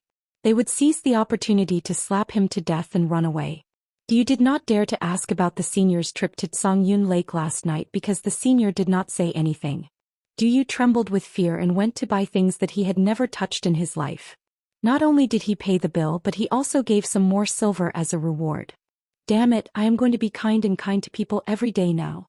If he scared any child on the street, Du Yu wanted to take the initiative to admit his mistake. He returned to the haunted house smoothly. Du Yu stood outside the door carrying a bag and wiping his sweat. Jiang Hu was dangerous and full of killing intent. Sure enough, it was better to be close to the senior to be at ease. At this moment, everyone Du Yu met on the road was a hidden master. Then the senior took the bag. Without Du Yu's help he began to post the door god couplets and the spring word and fortune word. When the senior finished posting the last spring word, he raised his head and was speechless. Du Yu suddenly remembered that the senior once said, a spring breeze once. He also said that this was the best saying in the world and should not be wasted. The two left the haunted house. The senior went to the ruins of the fire god temple. Wherever he went, the people scattered in a hubbub fearful of jackals, wolves, tigers and leopards. At the ruins of the main hall, the senior squatted on the ground and took out 3 incense sticks. After placing the incense sticks on the ground, he smiled and said, I can't let you do as you wish. I'll just close my eyes and fall asleep. I still want you to come back and worry with me. The next time we meet after scolding me, don't forget to buy me a drink. Du Yu did not know why the senior said that. Could the god of the fire god temple who was dead come back to life? Even if the temple was rebuilt, the local government reshaped the clay statue, and did not remove the mountain and river record for the imperial court of the Silver Screen Kingdom. How many incense sticks and how many pious prayers of the people in Attendant City would be needed to reshape the golden body? The two left Attendant City together. After walking for a few days through the mountains and rivers, one day that senior who originally no longer wore the bamboo hat and green robes once again took out the bamboo hat and mountain walking staff, carrying that cumbersome large bamboo chest on his back. However, he still wore a snow-white robe. Qin Pingon handed Du Yu 2 pieces of paper. One is called the Yang Lantern Lifting Talisman, the other is called the Barrier Breaking Talisman. In the future when you roam the Jianghu, whether you do good or evil is your own business. But if you encounter some unnecessary things that you can do but not do, such as being a warm-hearted Jianghu swordsman, or being a chi cultivator who slays demons and evils for the people, you can use these 2 talismans. Otherwise, don't be greedy. Even if you learn how to draw talismans, you can still treat them as 2 pieces of waste paper. Can you do it? Think carefully and decide whether to take them or not. If you take them, remember to destroy them after reading them. If you don't take them, just leave. It doesn't matter. Du Yu took the 2 pieces of paper without hesitation. Senior, don't worry. Like what you said, life, death, fortune and misfortune are all self-inflicted. I took these 2 pieces of paper today. In the future, when I learn the immortal talisman that you imparted to me, as long as it's not a situation where death is certain and I have the ambition, Du Yu will definitely do it. The man smiled and patted Du Yu's shoulder. That's pretty good. Du Yu's eyes were brimming with tears. He looked at the figure of the senior gradually disappearing into the distance. Du Yu suddenly asked, Senior, since you're a sword immortal, why don't you travel on your sword? The man just held his bamboo hat, waved his hand and continued walking. You're tuning in to the Zhou Xian's Legacy YouTube channel. Don't forget to subscribe and join us on this journey to catch the most captivating stories.